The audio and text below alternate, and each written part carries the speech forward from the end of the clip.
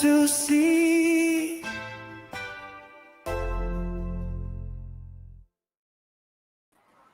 Hey everybody, welcome back to another episode of Future Watch, where we break down Web3 in a simplified manner.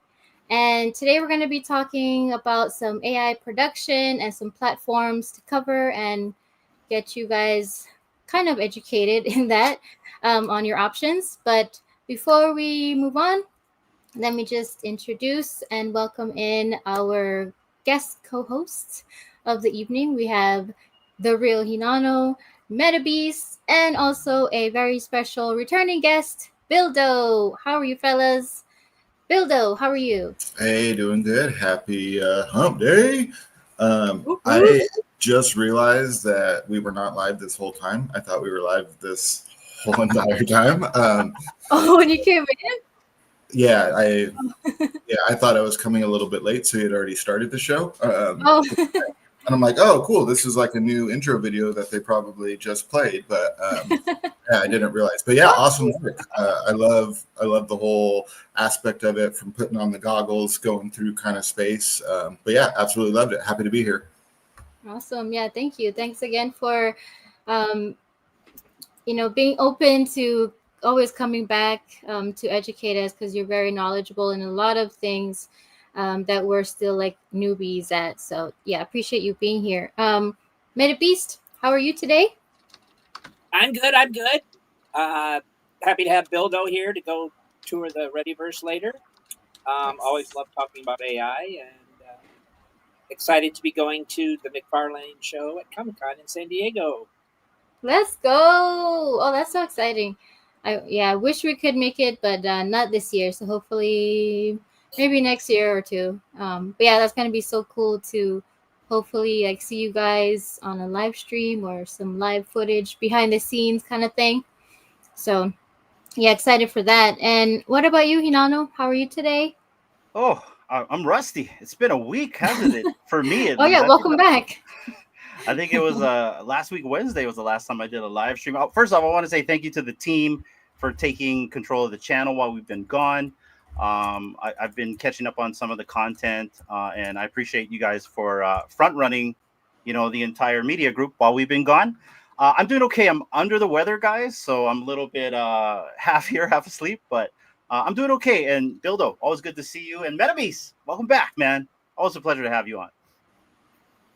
Yeah, it's I'm really excited for.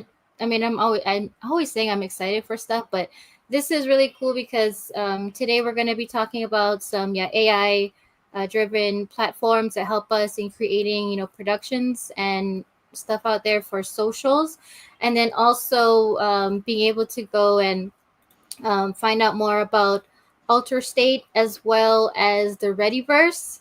Because I'm not in the Readyverse. I know some people are in there, like these two gentlemen over there.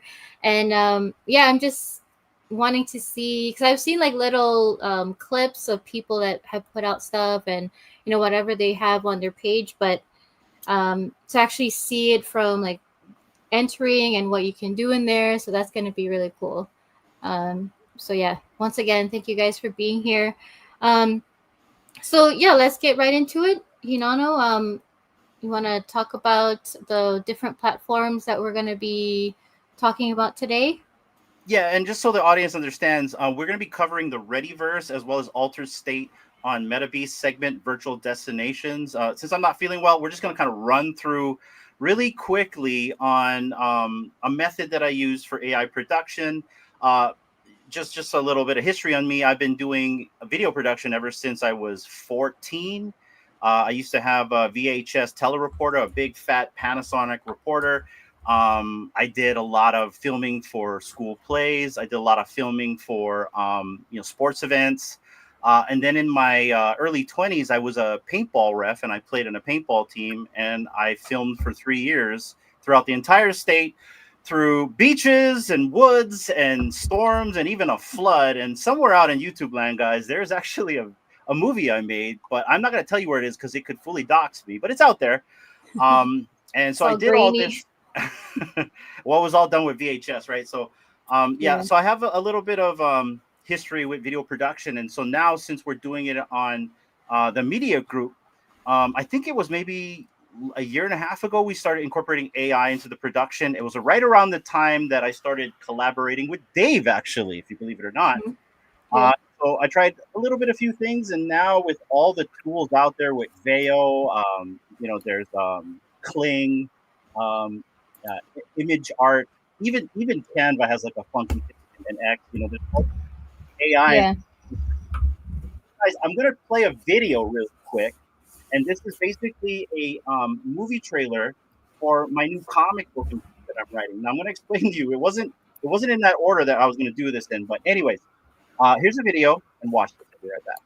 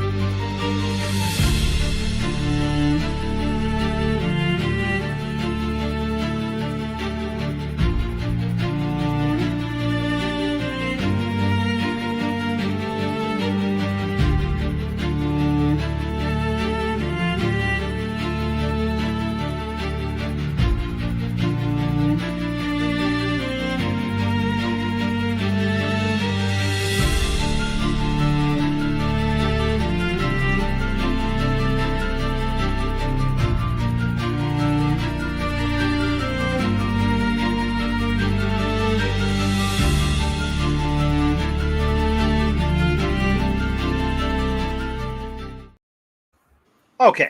Nice. So, first off, I'm a big fan of submarine movies. I'm a big fan of Red October and Crimson Tide. So, I like submarines. Why did I make a submarine movie? Well, I was testing out Veo last week. The Veo 3 is obviously what everyone's using, but in order to generate an output with Veo 3, it costs about 100 credits.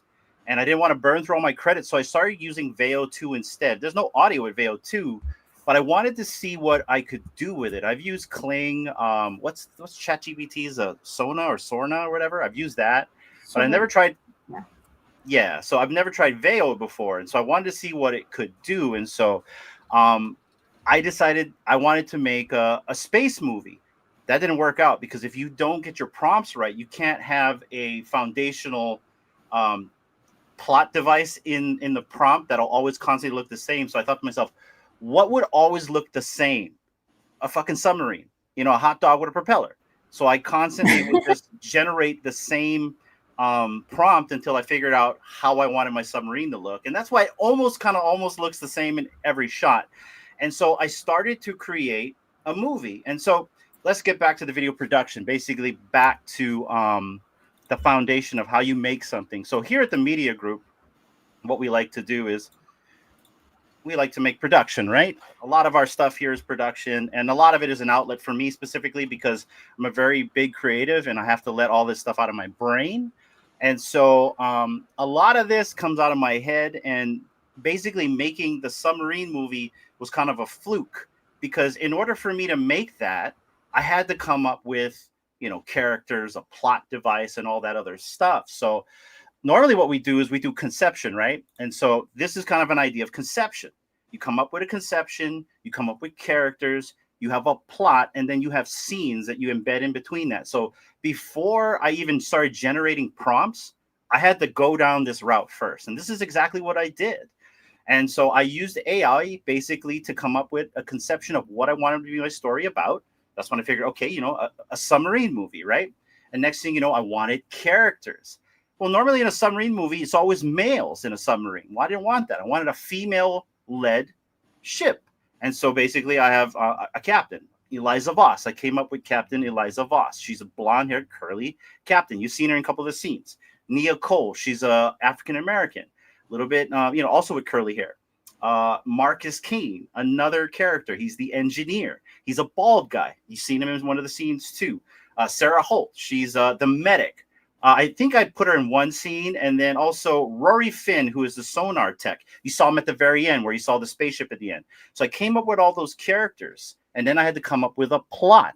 And basically the plot of this story is the ocean and basically the land dwellers got into a fight. And so basically the human race is separated from ocean to land. So you have the land people, and then you have the people underwater. And basically there's a story around that I've crafted. And so the plot, I ended up, well, let's go back to the characters, right? So the name of the story is called Lost Tides. AI helped me come up with that name. And so basically it's about a submarine, a Los Angeles class submarine that basically is a little bit more high tech. This is in the future. And they're basically on the run from the land dwellers because they've discovered where Atlantis is. And I'm not going to get to the plot point with this because there's this is going to be turned into a comic book. But essentially, I came up with these drawings because I needed to have some graphics. I needed to understand what I wanted them to look like before I started coming up with the prompt. So I came up with all these graphics to see what I wanted my space or my submarine to look like, what the characters look like. And this took some time. And then after I did that, I basically came up with an entire story right here. And obviously, so I'm the author, the AI is the typewriter. I talked to the AI and it crafted all this story right here. And so each chapter is a story with its own like and feel and everything like that. And then basically after that, I was able to create my scenes. And so these are all the scenes. By the way, this is Veo. We're looking at the Veo platform right here. And so here's a good example of the first prompt I did. A dramatic 8-second submarine movie title sequence. A sleek 90-meter Los Angeles class submarine, dark gray, yada, yada, yada. You know, basically everything you see here is described in the prompt. But I didn't want to create a prompt until, once again, I had a conception of what I wanted to do. And so once I did that, then I created every single scene of the movie. Some of these scenes, they don't work out. I don't know what's going on here. None of these are displaying. Let me reset here. It's that new modem. Yeah. Trust me. Oh gosh, don't even get started on that install. On that, they ended up working for Spectrum for 7 hours trying to tell them, those guys, what was wrong. Anyways. Yeah. But anyway, so that's essentially what happened. I came up with the scenes. And then once I came up with the scenes, I basically put it in an editor right here. And so basically these are the entire, this is that entire trailer right there from start to finish. Do they have the editor or is that a separate editor? This is a separate editor. This editor is called Movavi.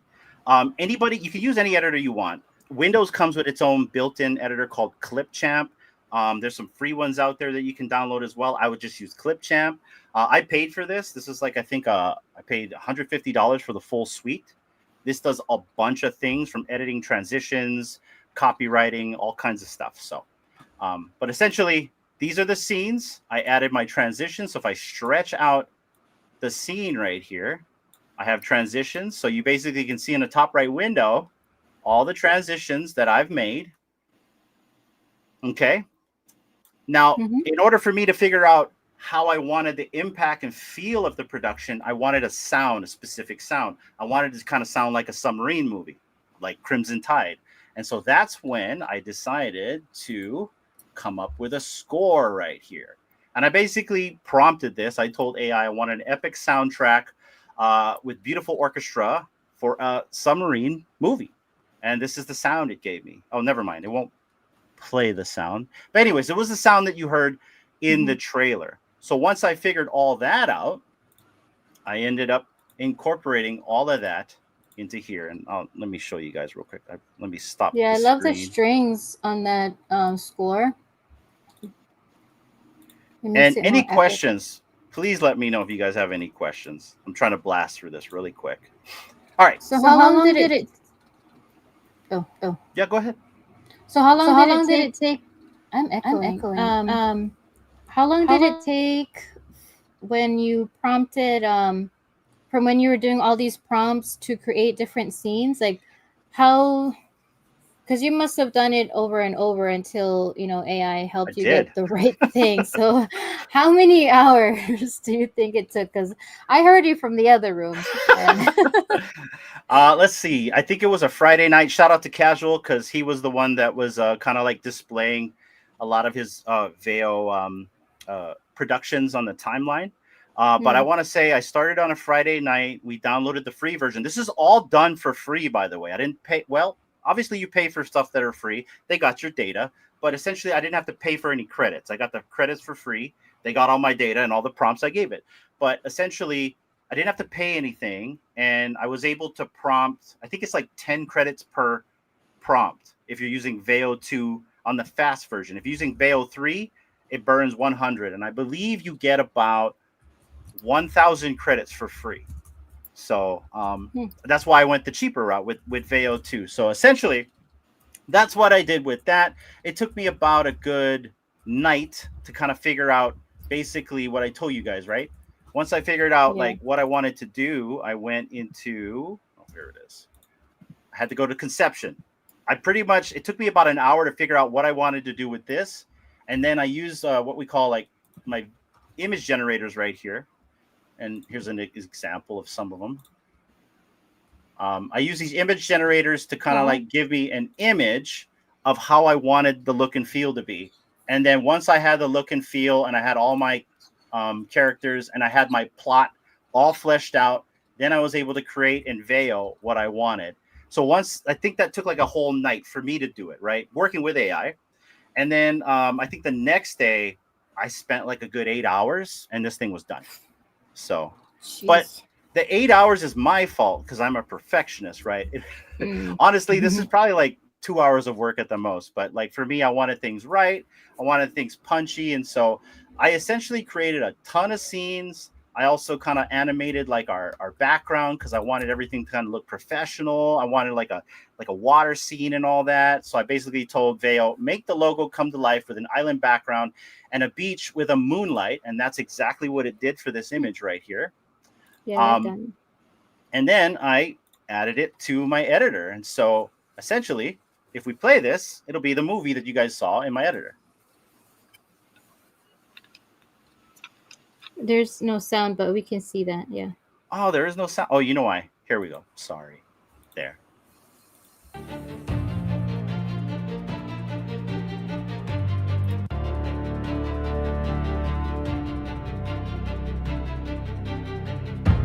And so I'm really, really a stickler when it comes to when it punches at the right time. So I go a little bit farther than that. I kind of like really go deep into the audio clips and I time it when certain things pop. Like whenever the title pops, boom, right here, right? There's a loud riff from the sound when this comes out. But you really got to get into the weeds of the track in order to make that happen. I'm sure AI will probably be able to do it later on, but like, you know, when it comes to perfectionists, I have to have it right. So whenever I play this track, it's going to pop when that You see what I mean? And that's because I pretty much stretched that audio file all the way there so I could have every scene pop. So whenever you watch that trailer, from explosions to like when you transition to the monster fight, it's all kind of like cohesive with the track. So whenever the track punches from here to there, you also punch from back and forth on the visuals and stuff like that. So essentially, that's how we make video production here, guys. We use AI from start to finish, and I've been using Veo. Like I said, there's Kling as well. This is another one that I use as well, image art, and here's a little sneak peek of what I'm working on. True Stories is another thing that's coming out. But essentially, Metabeast had a question. Go ahead, Metabeast. Oh.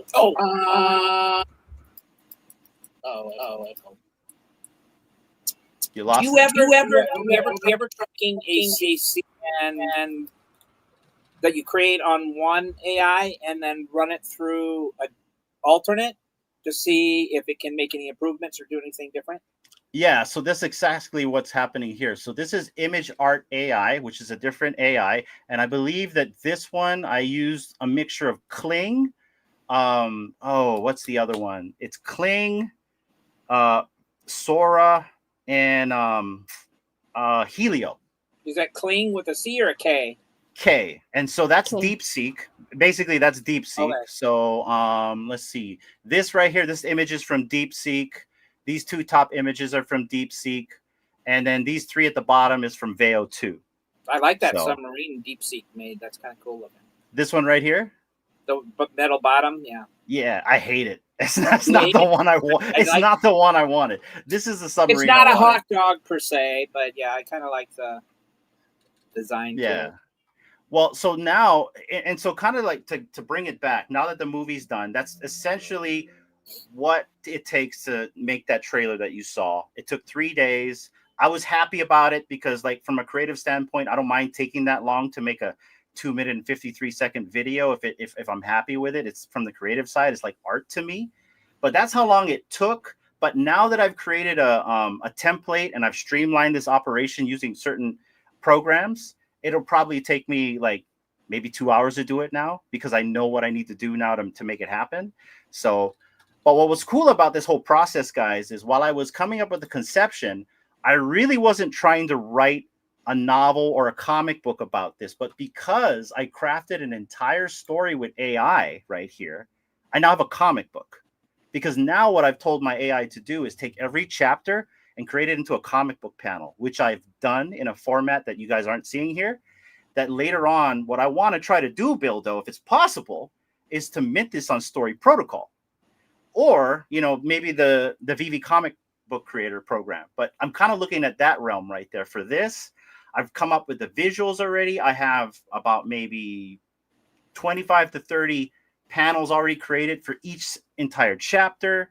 This is a fleshed out story with fleshed out videos, with fleshed out characters. And I'm hoping, Bildo, that I can create every character in Altered State to run around in the Readyverse with them. So essentially that's what it takes right here for AI production, specifically for that summary movie you guys watch. Conception, come up with everything you need to come up with your pictures, your characters, come up with a story, come up with your scenes, and then make the magic happen right there. And then once you're done, you have a fully fledged movie. Let me play this other one, trying to give you another good idea. Here's another one that I worked on after I was done with the summary movie.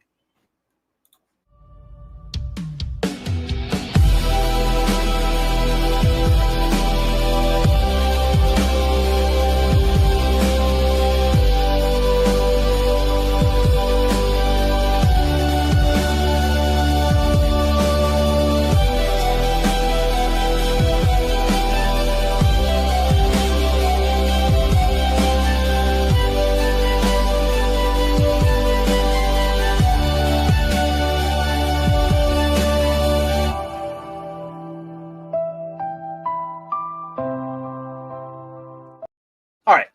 That in a nutshell is what we do here at True Media Group and how we produce things with AI. The tools I use is Movavi. I use Canva AI. I've been using Veo. I've been using Kling. I've been using Imagine Art. What else I've been using? And I've been using X, basically Grok, to basically come up with all these productions.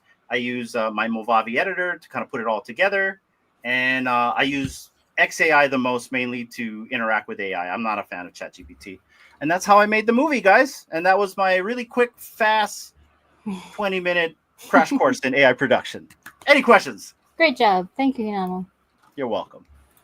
Yeah, it's pretty wild that like you can create that, and essentially, like, I think, Erin's talked about it for a long time, and Shar used to say, like, when she was a little bit more vocal about like AIGC, like AI generated content, and how that's going to kind of take over. So you can really see it with a prime example of like, you don't need big funding even to be able to create like an amazing story or series that people will start to tune in. You know what I mean? So it's like, that's where it really starts to shift. And like, it's just really cool that the tools are there to be able to use the creativity to like maybe not have the full wherewithal or the budget to hire different actors, but everything is getting so real that you can prompt these things and it still feels like a real life experience. Like when I saw the girl running in that scene, I wasn't like, oh, look at this AI girl running. It was like, I believe that that's a real character. You know what I mean? So like, I know what you mean. It's only going to continue to further to where anybody can kind of create these like cool stories. So yeah, exciting times, and round of applause for you. Like that was awesome work. A lot more in depth than I was expecting, I guess. I appreciate that. And like I said, like for us here, like, I mean, this is kind of like what we like to do here the most. I mean, we like to delve into the Web3 tech, but mainly to focus on what we like to do most here is the production side. Like, we're in entertainment. We have about 5 live stream shows and 3 to 4 different pre-recorded shows. So, it was only a matter of time for us to go into the entertainment side fully. And what you're seeing, Bill, though, is only the tip of the iceberg, because I'm actually making a space movie. And although I'm not going to be using Veo 3, because I don't think Veo 3 is worth the money yet. They're not there yet in terms of crafting out a script, but we're going to get there. Because if you look at the whole Will Smith eating spaghetti last year to now, it's insane where we're getting at. So I can only imagine the next 6 to 8 months, we're going to be able to produce movies, like full-fledged movies off of a prompt. And yeah, you're right. You don't need a big production. You just need AI credits or your own agent. You know what I mean? Or something of that sort, right? So, but yeah, it's fun times, and I'm really excited where the tech is now, because back in the day in 2000, not even 2000, I'm sorry, in 1999, we had the stacked VHSs. If for you old guys out there that know what a VCR is, I had like 5 of them stacked. I had 2 tube monitors, and I had a mixing board right here, and I had a Windows 98 machine. So, and that's how I used to make production back then. So we've come from leaps and bounds, and I can only imagine with stuff that Futureverse is doing, as well as other projects out there, this is going to get like freaking amazing. So I'm stoked with where things are going, and that was my TED Talk. Thanks, guys. No, that was really cool, Hinano, and it's so amazing how like maybe just because it wasn't in my face and I didn't see it on the timeline as often, but it seems like 2025 is like the thriving, evolving, like AI generation year. Like all of this, like so many different platforms of AI generated options are like here now. Oh, at least for me, like maybe it was here like a year or so ago, but I'm only realizing how many options are available for the public to use and just create stuff. And it's so kind of like scary, crazy how realistic everything is now with AI like generated stuff. Like some things like you have to think sometimes like, is this like this, did someone actually like take the time like how you did Hinano and did all that, or it's like the whole thing just AI? Because it's it's like incredible. Well, I think and we had the Think guys on a few weeks back, and I think they said it best: if you're not utilizing AI with whatever you're doing, you're going to get left behind. And I think anybody out there who hasn't tried it yet, give it a try. Streamline your life, make your life not necessarily easier, but more efficient, or at least in that line of whatever you're trying to work. It's sad that some people won't try to do it. I've got a lot of associates here in Hawaii that won't touch AI. They think it's a fad. And so they won't incorporate AI into their business. And I think if you're not incorporating AI into anything that you're doing in the facet of your life, you're going to get left behind. I don't know if you guys feel the same way. What do you think about that, Bildo? Yeah, I mean, it's inevitable, and I mean, I think you either have a choice to try to understand it and use it to your benefit, or you're just going to adapt when it's kind of already too late, and it's like, oh, I wish I would have known about that. So to me, the time is now to kind of learn.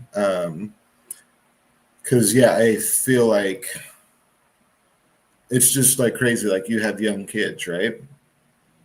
So your kids will, like, in the same way that, like, we grow up now and we see kids and it's like, oh, they've always had an iPhone. And it's like, I remember not having, like, any cell phone, you know what I mean? Like, or getting a pager and rotary dial. So it's like, now we're in this next generation of, like, your kids are probably not going to remember, like, anything without AI being incorporated with it. So, like, it's, to me, if you're learning it now, you're going to be able to set your kids up even more for success, because ultimately, like, that's the world that they're going to be living in the same way that, I wish I used more technology to be better equipped for where we're at today. But, I do what I can. I'm trying to learn.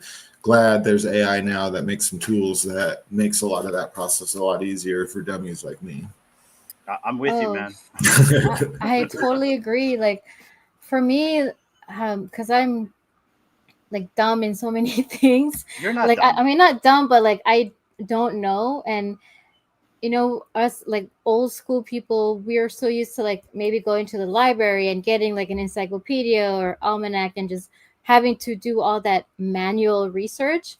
But with AI, like, and we're always on our phone, it's so easy to, if I don't know something, I'll just ask Grok AI, and it'll tell me all these things and give me options, and I'm just, like, blown away. Like, it's so much easier now, and it's such a great tool, if you're able to use it to help yourself and learn stuff. I mean, I'm getting tutored by AI,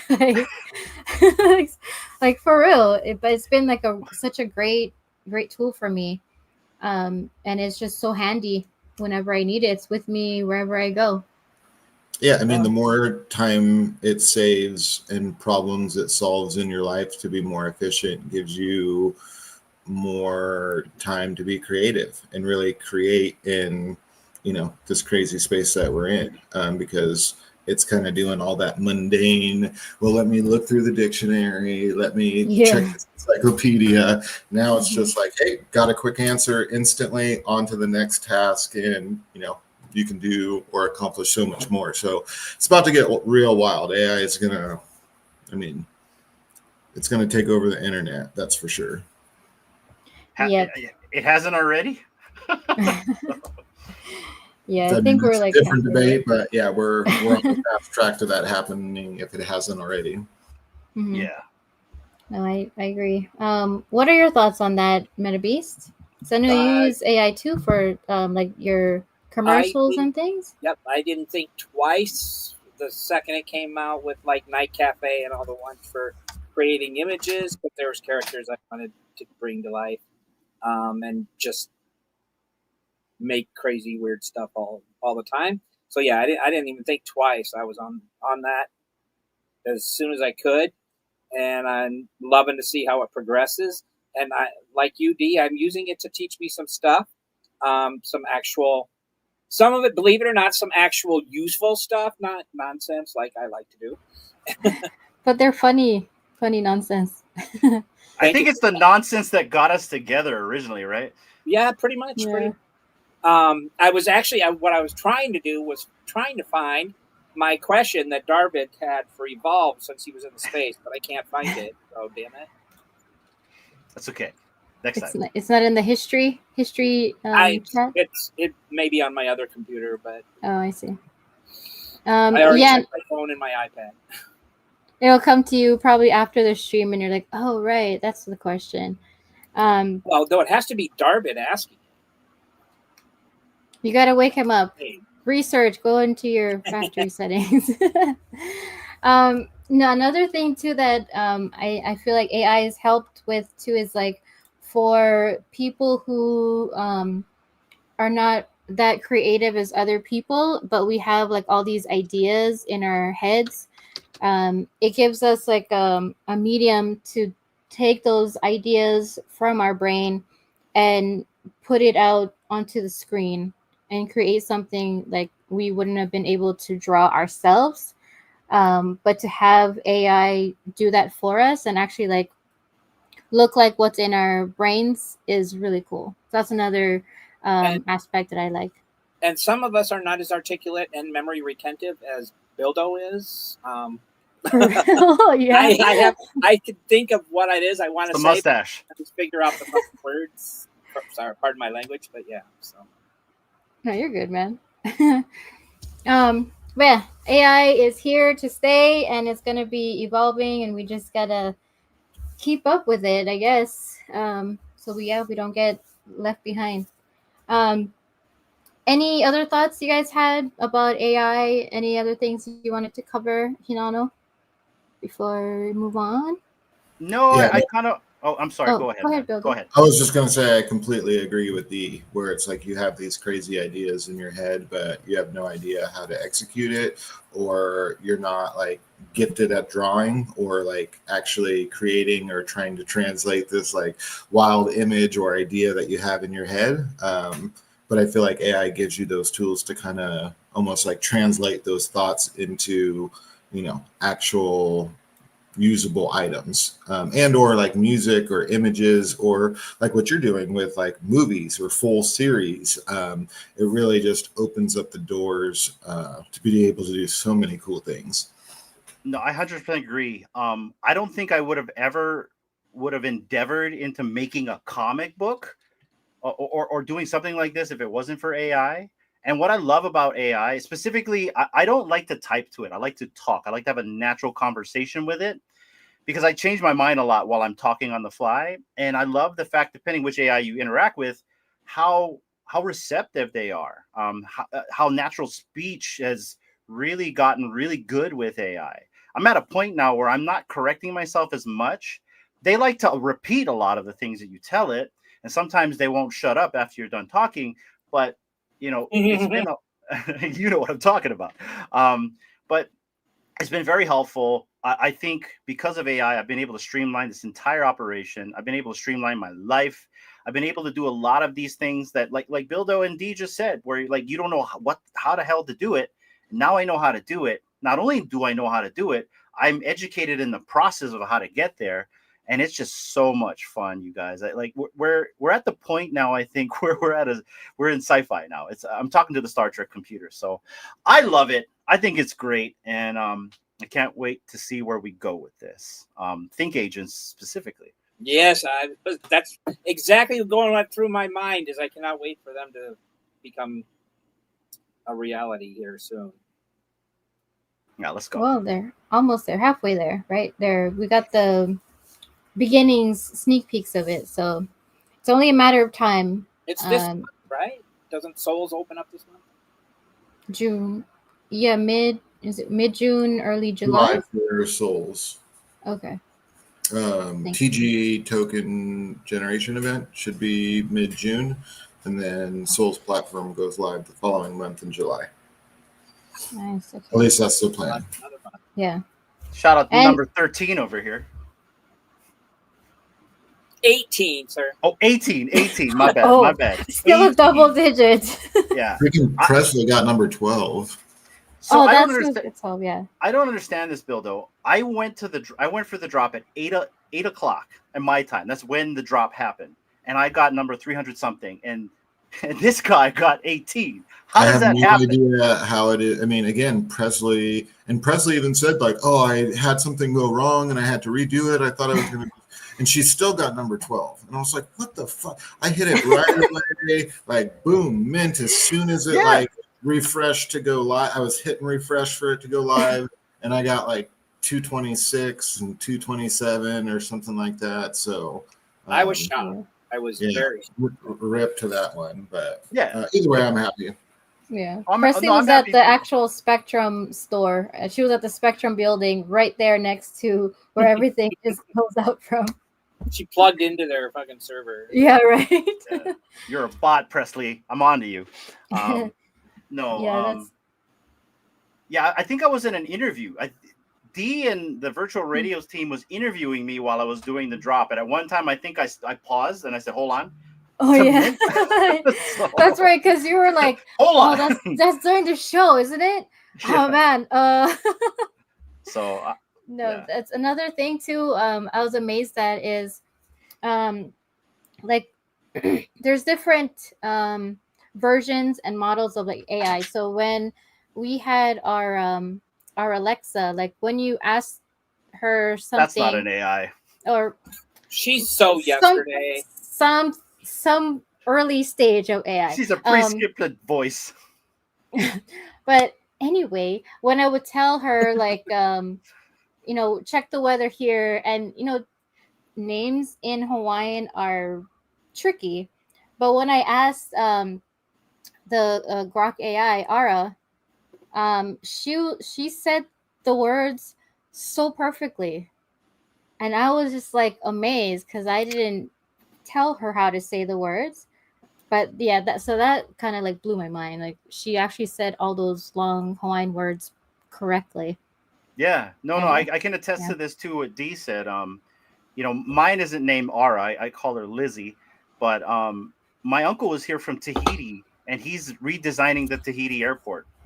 Trust me, he's that kind of guy. So, but the way he wanted to do it, I didn't believe it was possible. So we got the AI involved, and I told the AI, okay, he doesn't know English, or he doesn't speak English very well, and he's from Tahiti, and so speak slow. And she didn't speak slow; she started speaking Tahitian, and in the dialect from the side of the island he's from, because they all sound a little bit different depending on where you're from. And That's he was cool. so impressed, and I was impressed. I'm like, when the hell did you learn Tahitian? I never once talked about Tahitian the whole time. So, stuff like that just blows my mind of what AI can do.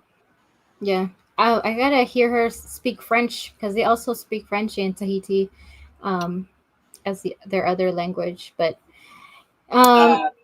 Actually, mhm. Alexa, or as mine is called Ziggy. This is the city with the longest name. It actually did very well on pronunciation. Oh, New Zealand? Yes.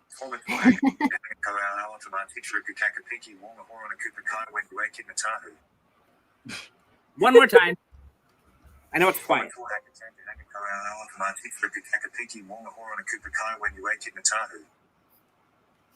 Or just ask yours, hey, Alexa, what city has the longest name? I heard Machu Picchu, Paka Paka. Yeah, right? Yeah, I think we asked our Alexa how to do that too, and I was just like, I don't know if you're actually saying that right, but I'll take it because I can't even say it right. But anyway, I actually had somebody on my friend's.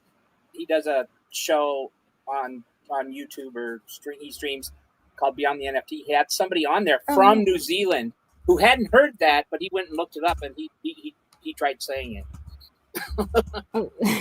Speaking of New Zealand, we have our friend Kiwi Jezza.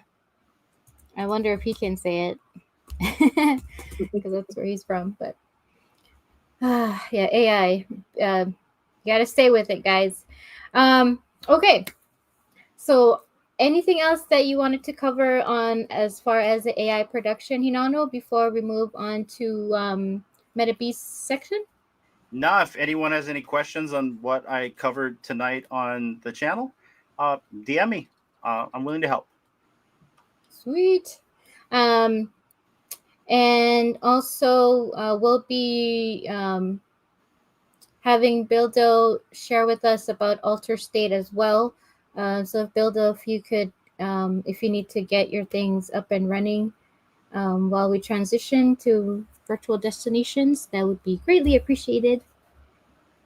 Okay, Metabeast, are you ready to go into your segment? Sure. All right, let us go to virtual destinations with Metabeast. Ready, set, go. Virtual destinations, come ride the wave. Metabeast is blazing through the Web3 craze. Infinite realms where the future's alive. Dive into the meta where adventure thrives. Metabeast, it is your show. Welcome to another episode of Virtual Destinations, and I have Bildo coming with me to the Readyverse because why wouldn't I, of course?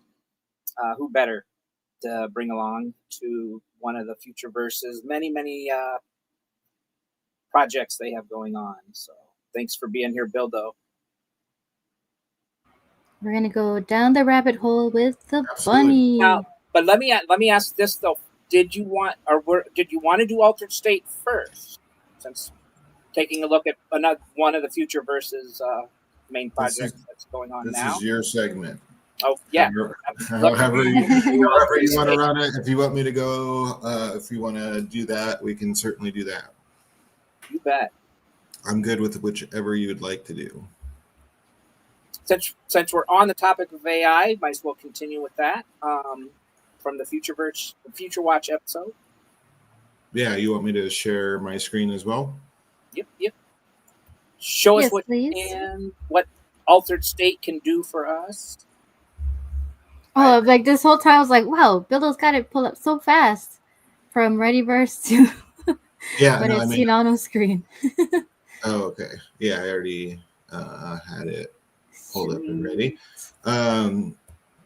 Yeah, so Readyverse, you can create. I'm in like Avatar. There's also like a meme generation that you can do. So Meme Machine. Currently, it's Fluffs and Cool Cats, but we've definitely seen Bored Apes in there as well. And then you can do object generation as well. So that's where like I personally have the most fun kind of creating. You can do standard creation. To me, this is like, I'll show you an example. So like Mahalo had his PFP that I believe it's an artist, maybe somebody on Vivi, but he had sent me this picture over here on the right and then put it into the standard creation, and it, puts out a fully 3D version of, what it would do. So I came to find when you have pictures like something like this, the standard creation works a little bit better, because when I put it into like the avatar creation, this is what it popped out, and clearly not quite the same, and a lot different. So I definitely think Mahalo. the standard version worked a lot better than the avatar creation. So yeah, I've had a lot of fun with it. I've created, a ton of different things, as you can see. Hey, Bildo, real quick. Yeah. Do you know then that if you don't do the avatar one, because you can animate, you can add rigging, correct, to the avatars, but if you're getting a better result with just the image or the text prompt and not doing avatar, ask it to put the character in a T pose, and you can take that to one of two places. Adobe has one. Yeah, no, I've worked with Miss Gex on that? Okay. A couple things. Mixamo, and have it done there. Yeah. Okay. Sorry. So like this was one of the early ones I did, but then texturing got a lot better, so I added some texture. But this was literally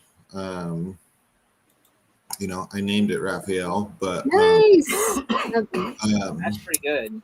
but I believe, let's see, this is the one I made it look like when you add texture, it kind of brings it to life a little bit more. But this, like, the prompt was like 1990s cartoon style Ninja Turtle, and I feel like it hit the mark pretty good.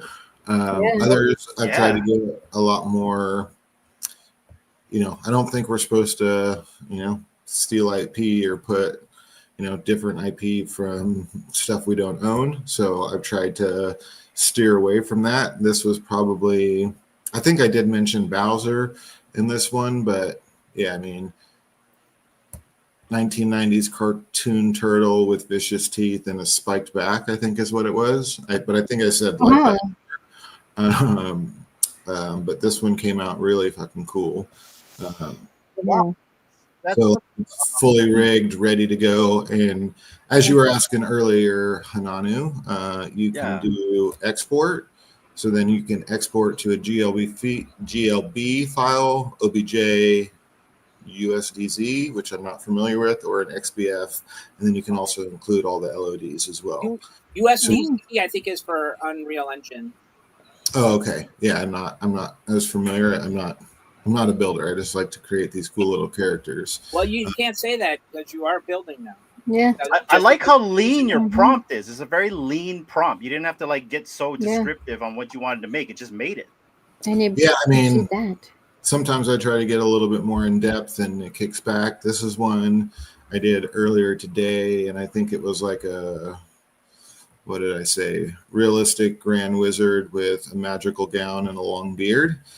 So like the first version, like not like too amazing. It always gives you two different versions of, so you can like pick which one you like better. So then I thought this one looked a little bit better for starting, but then you can go to texture. I don't think there's a way to really customize it too much right now. I haven't played with it too much, but I literally just put in the same prompt, and then it makes it a little bit more detailed, and comes out a little bit more, I guess, realistic looking. So that was one I did today. I think I said include a giant top hat. That's why his hat's so large. But I have fun like creating these like weird little. I know Metabeast. I've seen him and some of the creatures that he's created. But yeah, I like these. Like, I think I did a cute mythological male forest creature. I think it just says with steampunk glasses. So like it comes out pretty okay for like the first version. Then again, just add texture to it and it comes out a little bit more realistic, or like a little bit more vibrant, I guess you could say. And so you can then go publish. This one's already published. I think I named this one Forest Verde. So like Forest Verde, because it was like a forest creature. I don't know, where the horns came from, but that's part of the fun of AI. It's like I didn't know I necessarily wanted this character, but like now that I kind of see it, I'm like, this is actually going to look pretty cool running around. Yeah, it looks like you would match in with all the party bears and the fluffs, right? Yeah, absolutely. I feel like I almost get like a little bit of Groot vibes, but with like more, or not Groot, but Groot's best friend. Rocket. Rocket. Yeah. But like the horns, I guess, kind of throw me off a little bit. But outside of that, I feel like I get a little bit of Rocket vibes. So you get cool stuff. For whatever reason, I keep going back to like these like steampunk goggles or steampunk glasses, just because I like these like, I don't know, big cartoony looking eyes that it kind of puts Garfield out eyes. Stuff with that. So it's like a lemur. This is one I did, but then when you, again, like to me that looks okay, but once you add some texture to it, it really like brings out that detail and makes things like when you like really zoom in on like that's pretty like damn good clothing. You know what I mean? Like those boots are like I can't ask for much more when it's coming to like a created, weird little mythological character. So yeah, I've had a gremlin. It's like yeah. Dobby or Doobie. Oh yeah, So Dobby. The one in Harry Potter. Master, give Yeah. me a book. I think Miss Gex said something about that. Oh. So I've created a few versions of like that type of character. So I keep going back to like certain ones just because I like or you find a prompt that you kind of like and a character that you like the way it looks, and then you can kind of bring it more to life. So like I absolutely love like the eyes and the goggles on this guy and his outfit. I really vibe with being able to create it. So I've created a lot of things that look, where I've had the most success with things that kind of creating like that, and they can be super simple prompts. I think this was the original one. That one also reminded me of the lady who runs the bar in the last Star Wars series runs. Oh yeah. When you first with the big eyes on there like that. Maz something. Yeah. See, I think this might have even been like pre-texture update, because they, again, this is a brand new thing, so clearly everything gets better kind of the more it learns. So some of the first ones did not turn out amazing, and it's like, sometimes you gotta like tinker a little bit to kind of fine tune the prompt to really get the results that you're kind of going for. I've definitely found if you're like too in depth with the prompt, it gets like too confusing. So it's almost like you kind of want to simplify it. But yeah, I named this one Tinker Tot. It's a cute little robot. I love like the open chest with like the inner workings of it.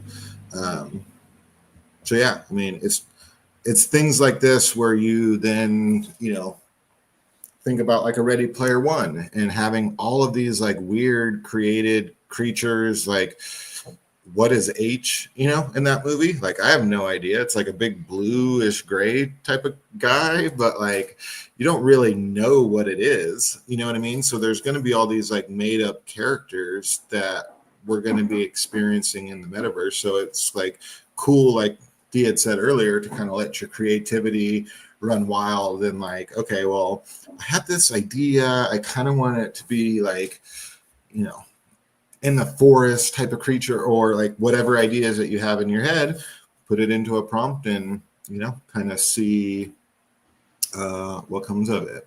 So like we can certainly do a test if you guys want to create something. Or if you want me to do like, we'll do a cute little Hawaiian. I always spell Hawaiian wrong. Can you create environments? Not using, well, I mean, yes and no. That version of things is not released yet, but we've seen it. You know what I mean? Like create like a diorama of a beach or something, right? I mean, I guess I've seen examples of it. I don't know how it would be input or what the scale would be like in an in-game environment, but I've definitely seen like a building, maybe like a tower.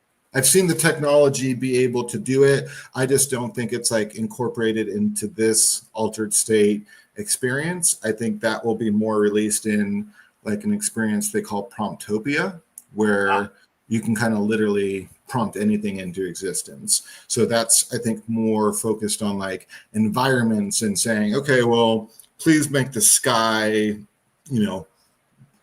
raining down comets and, it looks like the end of the world, and like being able to create things like that, I feel like is more Promptopia. And we've seen examples of it, but we've never, that's coming in a later release. And I don't think it'll be directly tied. I mean, it's powered by Altered State, but like, I don't think you'll be doing it through this particular web app. Got you.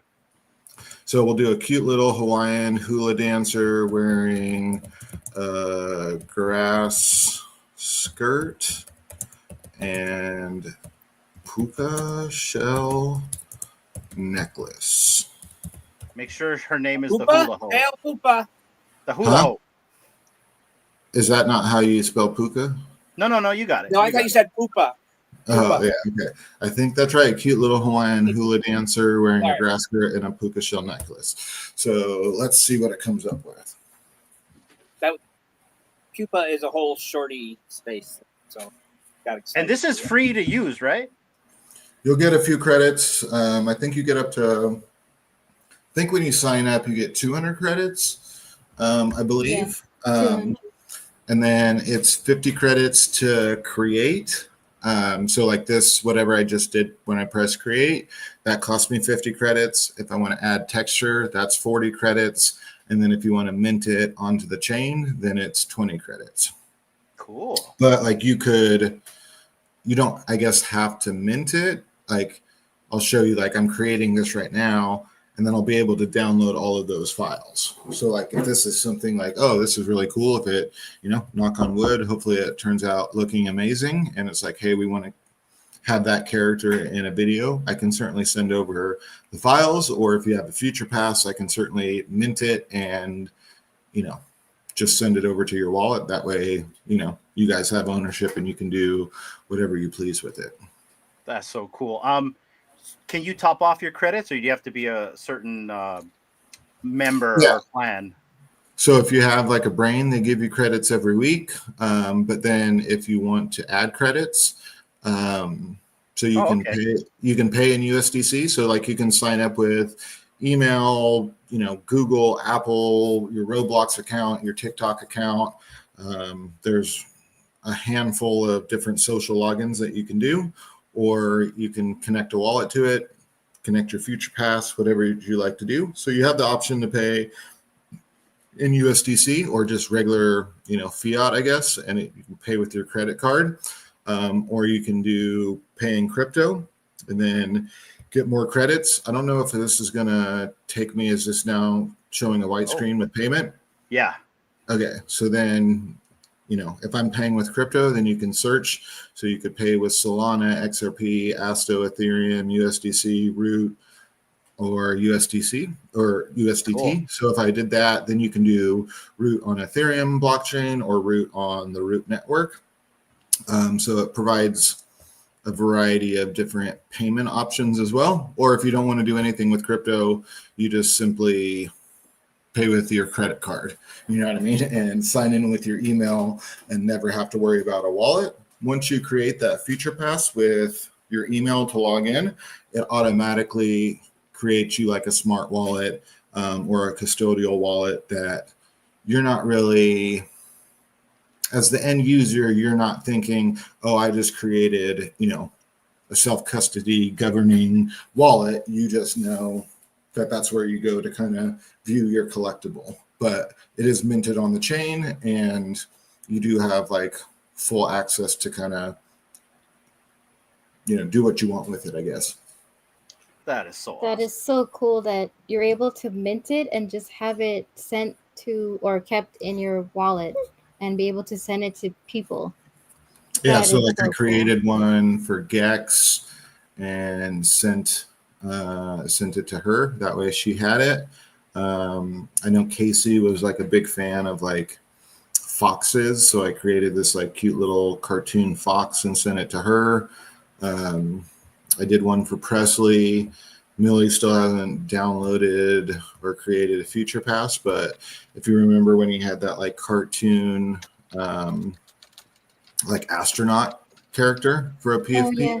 Mm-hmm. So like I tried to create that character. And I feel like it kind of came out pretty good. Like his like cartoon astronaut picture, I feel like, and again, like I named this one, I think I named it Millie or Leo Millie, or I'm not sure what I named it. But again, like to me, this is like a cool way to just kind of like create and help, even onboard. Like I know he doesn't have much use for it, or he's not tech savvy enough to like take those 3D files and do something with it. But like Gex is, and Gex is like, no, I can do, a lot of cool stuff with, with this. So thank you.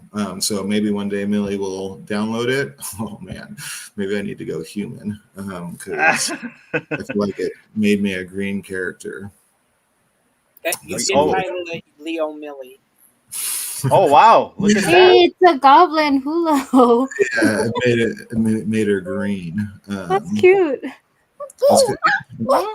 It kind of, I mean, it worked, but let's try this. So we'll go. Can you say maybe realistic? Yeah, we're gonna go here. We'll go to create. Also, Metabeast, let me know when you want me to share your screen. I see it. We'll say acute.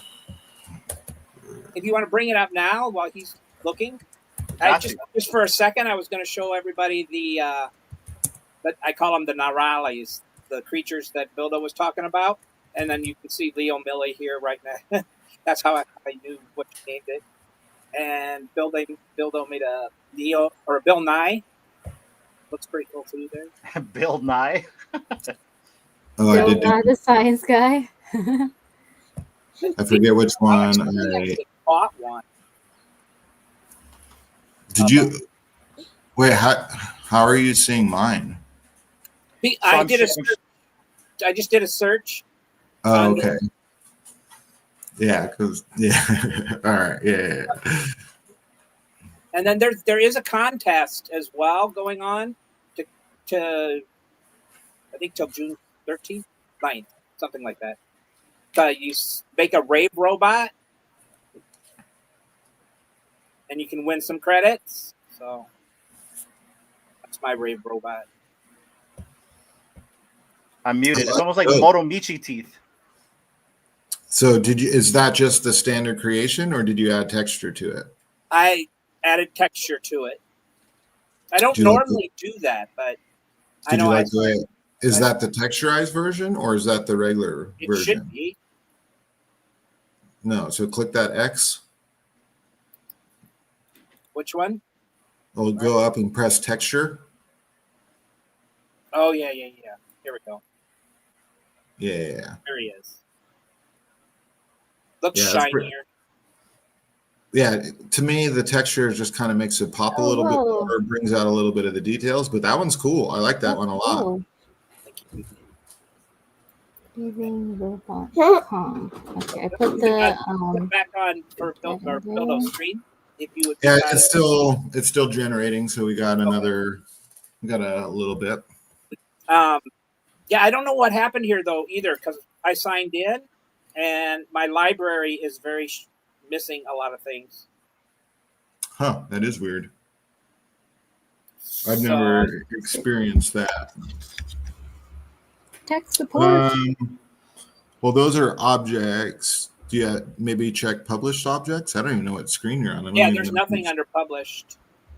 Which is weird. That's why I had to go search for the Neurali instead of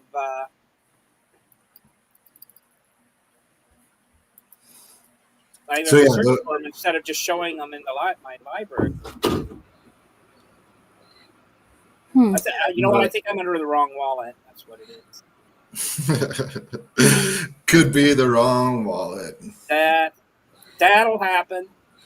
Are you able to transfer items from one wallet to another wallet? Or is there like an extra process in doing that? Yeah, no, I mean I could easily show you. So like I did one for mains as well, and like the collector sub. Let me. Where is Mainsy? So I did one. I sent him one, so I feel like I sent him the better one. But this was one version that I tried to do for the collector sub, and so like I just took. I don't know if my screen is sharing now or not, or I'm just. Hold on. Let me remove that. Put that. Okay. Oh, nice. So like I took this picture that he had of the collector sub, and I sent him a different one, but like when you add texture to it, again, this one I'm curious to do it, but I mean it full on, full on, collector's hub. It did pretty well with that. Also did like a little image of it, and like this one, like I didn't love the beginning portion of it. And like sometimes with words, things get a little bit, weird, but I felt like, collector's hub. It did. I was gonna say too, like, because in other AI generated stuff, when it comes to the words, it may like spell builder with like 2 eyes instead of 1. So have you noticed any of that? Some of the words, or if words are incorporated, it can get a little bit weird sometimes. I feel like words or making out like clear words. Okay, this is a little bit more what I had in mind. Are those coconuts on her, or zoom in? Like, what is that? Yeah, I'm like, that almost looked bare for a second. I was like, what is that? So do we like the more cartoony version, or do we like this version? I like the cartoony version. This one? So then we'll try to generate texture. So again, it just pops up this. You can also like upload an image to try to give it, but I don't know. I haven't had amazing success with that, or I'm just not understanding like the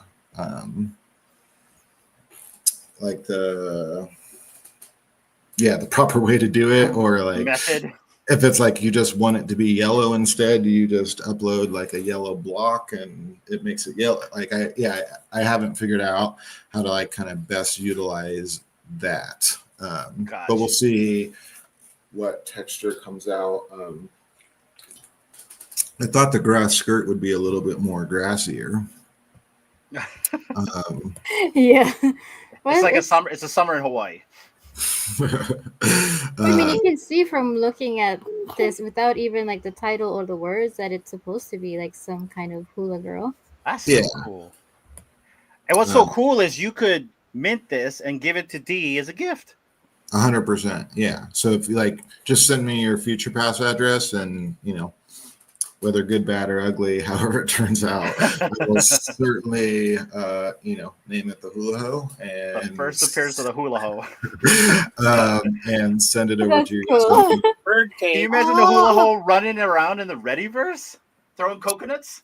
So yeah, that's in play. That's for the next update as well. So like you'll be able to, like, Metabeast will show you probably a party bear running around in Readyverse.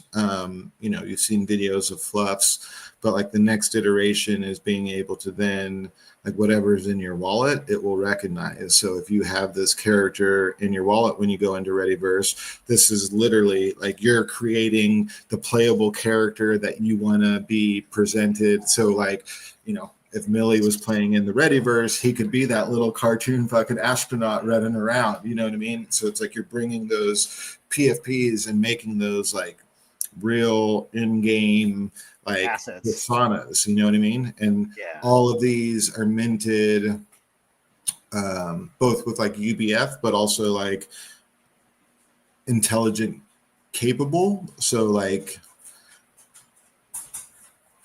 how Think always talks about, we're going to have like tons of different agents running around. These will also be like intelligent as well, kind of operating for it. So, so let's see what, see, there we go. Like adding texture. Damn. See, that's a little bit more what I was going for. Let's go with the hula ho. Let's go. But she kind of hot. Like, I ain't gonna look at that. She got curves. So yeah, I feel like those are future goals for myself. That turned out pretty well. So then you can take it a step further, and like this is what Miss Gex was kind of talking about, that like not only does it create it in a T-pose for you already. I'm pretty terrible at this, so hopefully this one turns out okay. But like you can set the rigging to be able to create different animations. Yeah. I feel like have her actually doing a hula like thing or movement.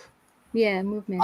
There's not like a preloaded hula dance, but you can do that. Then basically generate a rig. It'll take a few minutes to generate a rig, but then you can like, I'll make it do the thriller, or you can make it run or walk or do different poses. So yeah, you can kind of animate them as well, or it comes with preloaded animations that you can kind of choose from, I guess. Cool. Oh, pretty dope, man. But I feel like I'm always bad at that, and they always end up dancing a little funny. So trying to get better at animating, because sometimes, yeah, they've came out a little bit funky. But yeah, I mean, pay with onboard, sign up using an email, you'll get some free credits to create something. I think it gives you enough credits to be able to do the whole process, like create, texturize, and mint, but I'm not positive. You might be like 10 short on it. It might just give you 100 credits if you sign up. But either way, you know, create something. I would recommend probably going like basic animation. And like, again, before I realized that I shouldn't be creating things that I didn't have the IP to, like, you can also do like, you know, image to creation. So like, I just pulled this image from the internet of a stormtrooper, and then like created, like, it is going off of, or it created, instead of putting a prompt in there, I just uploaded this picture. So you can do either image to like character or prompt to, you know, character generation. And I mean, I feel like it put out a pretty believable stormtrooper. You know what I mean? So I've since not done anything where I don't have, this one was like a Metabeast inspired, just because, you know, we know he loves his gnomes. So I think I did a whimsical cartoony fluorescent hair. So yeah, he kind of, this was pre-texture. This was pre-texture update. So like, I think if I did or added texture now, it'd probably look, you know, a little bit better. But yeah, you can kind of create these fun little characters. This one, I was trying to, you know, create a whimsical little leprechaun. I think this is more Landy vibes, if you ask me. I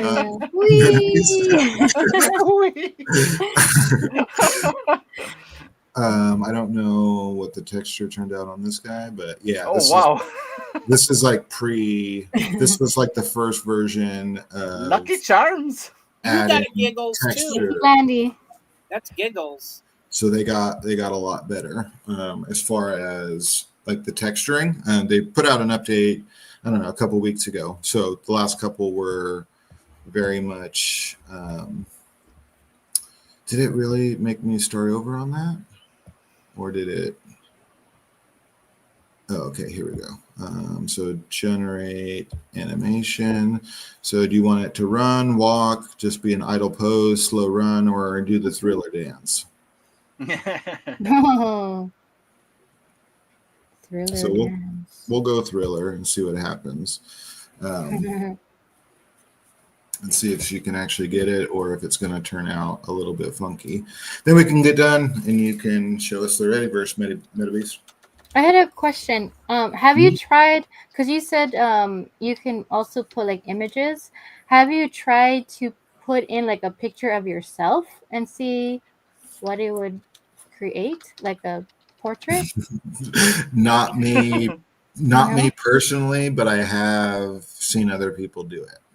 Okay. And like, I've seen people like put pictures of their dog and create like a 3D version of their dog. Cool. So yeah, that's definitely possible. I have not tried it with myself yet. And I feel like it struggles with that like really hyper realistic, like this is a good looking person, but it's also like a cartoony type of little bit of a vibe. This doesn't look like a real girl walking down the street. I guess it looks It's chibi. It looks like it belongs in a video game. You know what I mean? Like so. It reminds me of a Cryptoy. You ever seen the Cryptoys? How they're very chibi style. Oh yeah.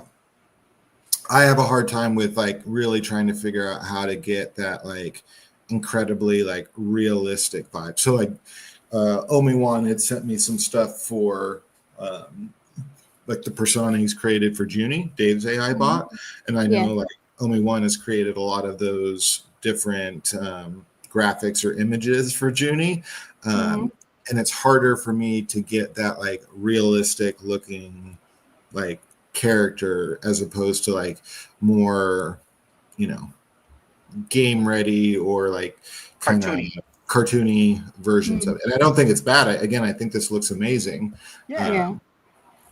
So I'm not like saying it in a bad way. I've tried to do it, and I've had not as great success with some of those creations, I guess. Got you. I also try to limit myself because I keep burning through a bunch of root buying more credits. Yeah, thanks for doing that, Bildo. Appreciate it. No. I mean, this is not even like this is not even a fraction of what I mean. Again, if you look at that whole library, those are all generations that I've spent credits on.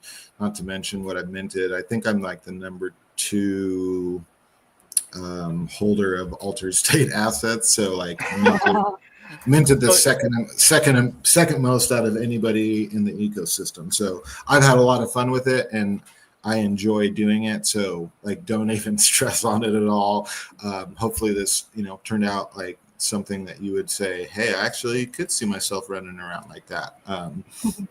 Yeah, I'll send it to you. No problem. We can publish it, name it, whatever you'd like, and it will be all yours. So you see, I'm not the only one that spends late nights on credits creating stuff. So. I know. That's when late at night the creative juices are flowing. Yeah, especially with some motivation. Yeah. If you want to switch to my screen, somebody, I think Unibonger asked for a tow truck for O'Malley. Oh, so cool. Well, I got a truck. Looks fairly decent, but it's not quite a tow truck. That's for sure a tow truck. What do you mean? Yeah. Is it? It needs they had like a big like the harnesses.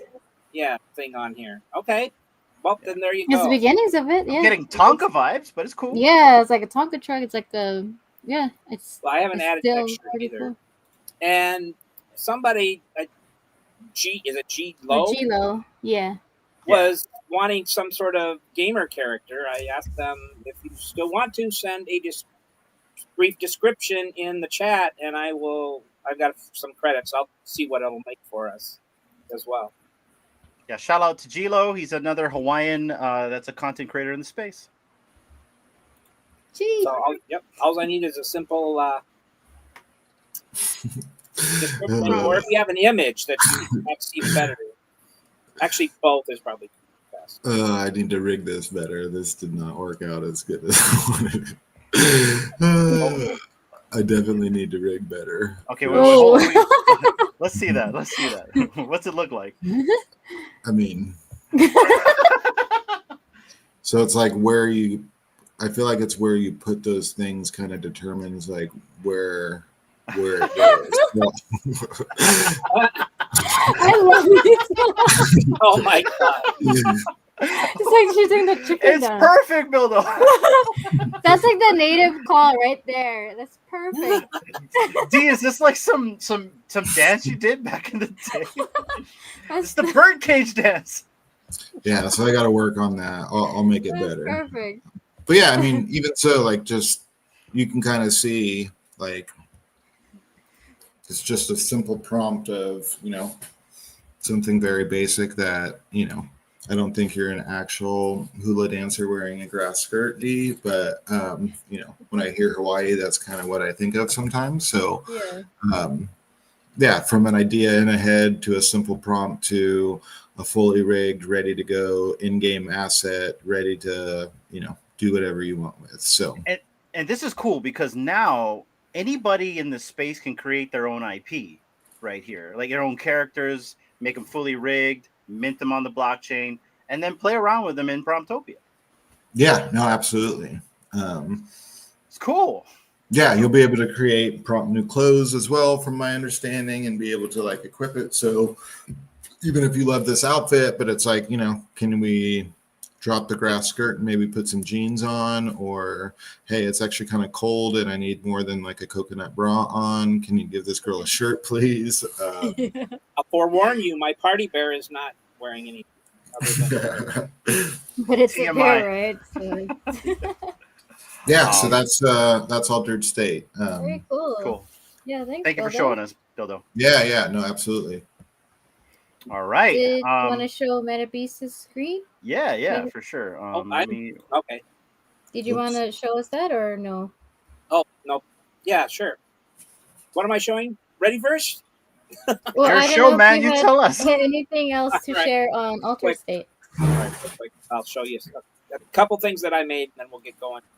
Yeah. Since Bildo, I know, showed a C3PO, I did an R2D2. I don't believe I did the texturing yet, so Cool. probably add that and see what it comes out later, but looked pretty good. Well, almost. Dang. I love That that. is Adding pretty the cool, texture man. will That make is it look cool. much better, but. And I showed you the Naralis. I texturized my back cowl while we were during the show real quick too. And that's before.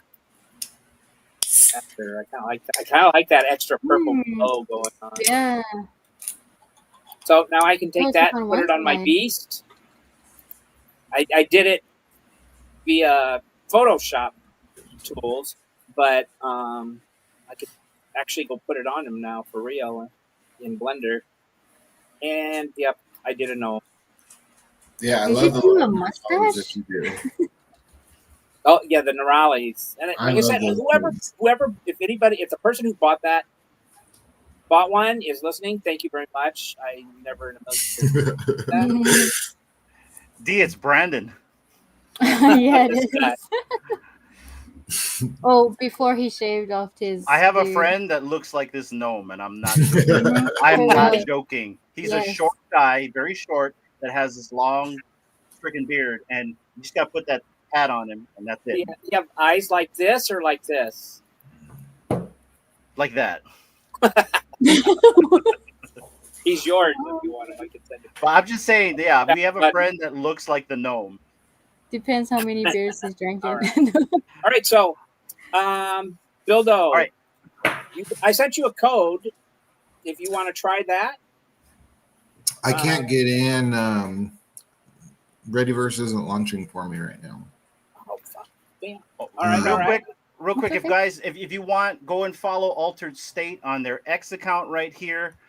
You can find them right here, and as well as their website, www.alteredstate.app. Go check them out. All right. And I also, in the comments, I did put up earlier the link if anybody wants to participate in the raving robot comp. That's the competition that they've got going on. But yeah, it's in there. I'll put it back in again because we kind of went through a lot of the chats. Okay. Yeah, and I appreciate Altered State for showing up. That's really cool. Okay, let me put that back. All right, Metabeast, there you go. Yeah, I saw that. Way out. Yeah, I And crashed. if they got any alpha, they just happens to drop. You know. Sorry, Bill. Go ahead. Yeah, I crashed out on Crypto Magic Hour with Dave and Gex and everybody when we were doing it. And I haven't been able to get it ready. I mean, to be perfectly honest, this is the first time I've tried again. But it is not working. And I reached out to a buddy on the team. He tried to tell me to, do the Control-Alt-Delete end task and then relaunch. And that did not work for me. So, yeah, I'll have to. How is it resource intensive? Like how much resources do you need to actually move around in this experience? There's some like recommended specs that you can pull from. I'm not the tech guy to say, but I think it's like at least like an i5 processor, maybe i7. That's about all I can remember when it comes to the tech jargon. I worked with somebody on the team and just said, hey, like I know they loved building computers. So I just said, send me something that you would recommend. And yeah, I have some, I don't even know what it's called, NSI. I bought a laptop. I'm a laptop guy. I'm not a desktop guy. Got you. All good. So good. We can at least maybe shows. Oh, you're already showing it. Some parts of it. So evidently you get a room when you come in, and it is close to just party bears and fluff bunnies, right? So far. Right now, yeah. So I'm in the market to buy either or. Should I go for the fluff, or does it matter? Which one gives you more access and like benefits into the space? It totally depends where you're at, what you want, what you're trying to accomplish. Party Bear will definitely get you in there. Fluff is the Genesis asset of, all of Futureverse, so there'll probably be maybe a little bit more perks. They get a little bit more future score, but they're also a little bit more expensive. So, so I have the money to buy one. I'm just not really sure if I should buy, save the money and get a bear, or maybe just put it all into root. So I'm trying to figure that out. Yeah, I mean, that's a whole nother topic and discussion. We'll need root to do stuff to transact, won't we? No, well, I don't think you'll have I don't think you'll for sure need to. I think you'll always be able to track in USD or to me, I think the whole goal is trying to hide the wires of all of that. So as a new user coming in, being able to use USD or their credit card, and then root kind of does all the on-chain techie stuff that we're not really worried about or don't want to worry about in the background. But as the end user, I think all of it, like I showed you in Altered State, you could literally log in with your email and then use your credit card to buy credits and never know that you're minting. It says publish, you know what I mean? So you don't really know that you're transacting on a blockchain, but by publishing it, it's minting that character onto a blockchain. But as the end user, you just know that you signed into this AI avatar creator app and signed in with your email, paid in USD, and then got your files to be able to go create whatever it is or bring those characters into whatever environment that you'd like to bring them into. The easy button. Yeah, this is really cool because even though a lot we're all in the Web3 space, it still does make a huge difference when people know that they can just do it easily with just their credit card. Yeah, no, absolutely. I think that's always been the whole goal. And if you're talking about mass adoption, there's no way mass adoption ever happens if they have to understand MetaMask and a seed phrase and all of those things. It would be like trying to say, well, if you want to, send Apple Pay, you need to understand all the intricate details that go into the technology that now enables me to just text you some money and it magically shows up in your bank account. Nobody cares about the tech that's powering all of that. They care about the easier, more convenient, more magical experience that I don't have to go to the bank. I don't have to go wire, or I don't have to write a check and put it in the mail. They can just simply send text. Now you have money in your account. So yeah, I think the goal of Root or Futureverse is providing that tech stack to kind of make a lot of that blockchain techie jargon invisible for the end user. Yeah, no, that's great. Very good. I'm gonna have to get some more root. So But yeah, my opinion on that, my opinion on that is, if you got the money, a fluff bunny is probably ideal. There is quite a bit of a price difference, I believe. Yeah, for sure. But a party bear for me so far has been, good enough. I think the bunnies look cooler, and since Bildo said it's the Genesis piece, so I'm really looking to buy a piece that Futureverse made, kind of like A Kid Called Beast, the cowls. I want to have like a Genesis piece, so that sounds like that's the piece I'm going to go for, and I can see the price, so we'll see. Yeah. Also, Root also took a nice rocket ship a few days ago. So, yeah, it came down again. As everything does. It's still up from where it was a couple days ago. It's not up as much as it was, but if you are doing the rewards thing, make sure you go collect those. Those are ready now. Yeah. If it doesn't look like you're able to claim them, like it was for me, you have to just log out and log back in, and then it'll work all fine and dandy. Got you. Cool. Yeah, it'll earn you more root the longer you hold it as well. So like if you want, there is also more value in holding a fluff than a party bear in the amount that you would earn from that every single month as well. So it's cheaper in price. Party bears, cheaper the rewards. Fluff's more expensive, but you probably get a little bit more rewards in the long term. No, that's cool. It's yeah, you're rewarding, the people that hold for, long term. So that's a really good benefit, an aspect for like if people are looking for what they should buy. So very cool. But always buy what you like, buy what you vibe with. Like I was NFA DYOR. In the beginning, like I love party bears. Like I fucking love party bears.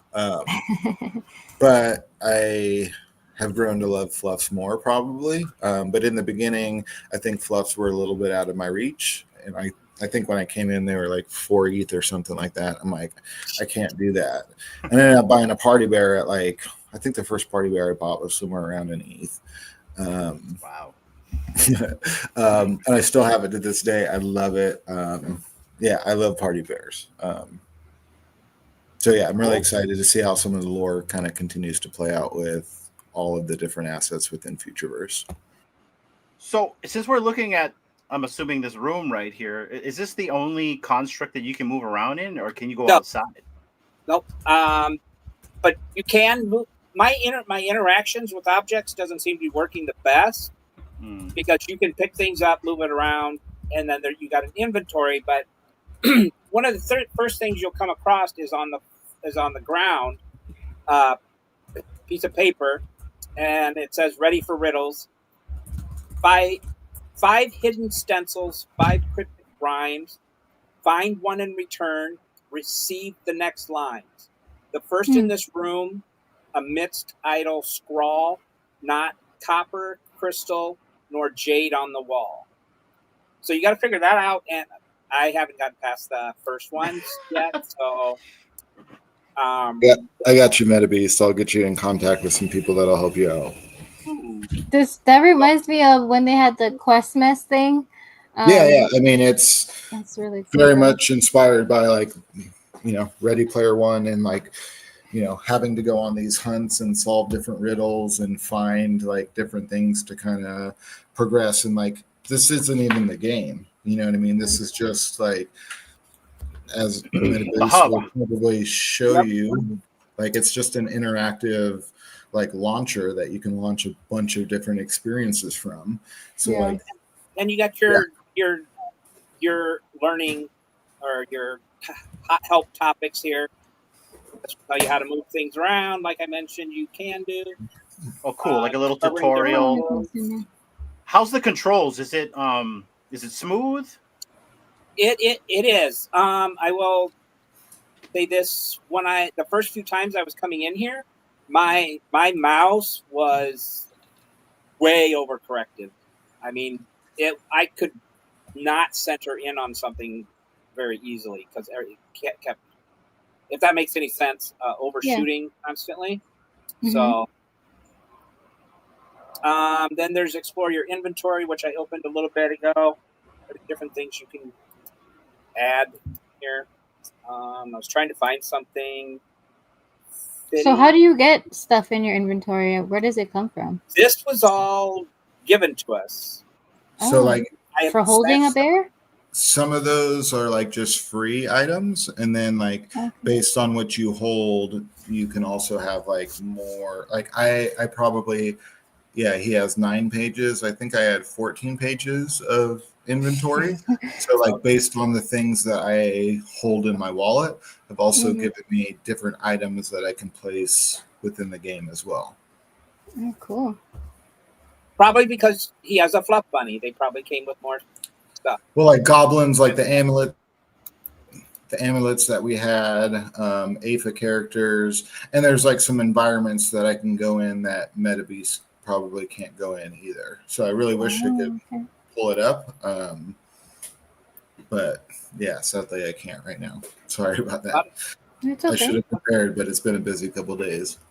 I thought I was going to place a chair, but it's not appearing. So, but you asked about selected other the chair? worlds. You asked about other worlds. This is a hit the tab button, and you'll see some of the different games and stuff, worlds they have. The Zerpmon, I don't have one of those. I kind of want one. Kind of like, what is it? It's almost like a Pokemon game. There you go. Yeah. So to play these other games, do you need like certain collectibles in your inventory to be able to access these? In some cases. Some okay. Some yes, some no.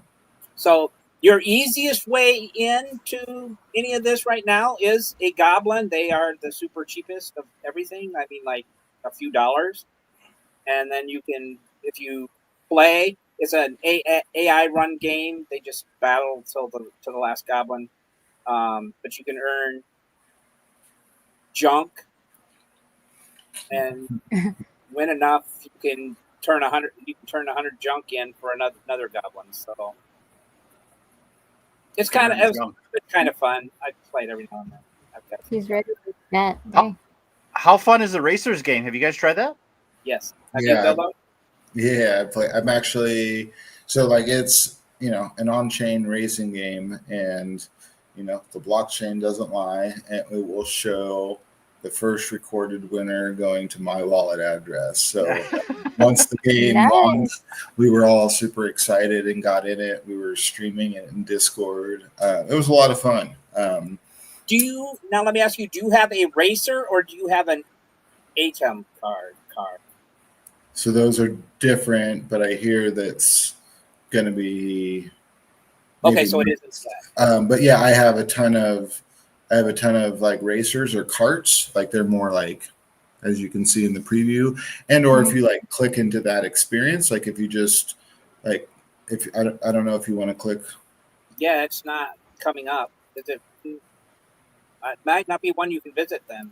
Can't do. Oh, maybe you can't do it because you don't have it. That's possible. Have you done it before, Metabeast?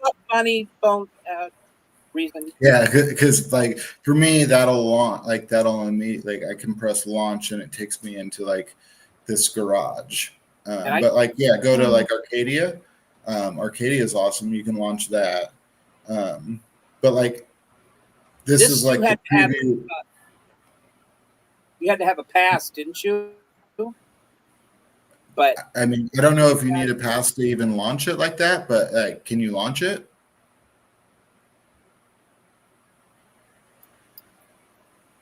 It took me to the website.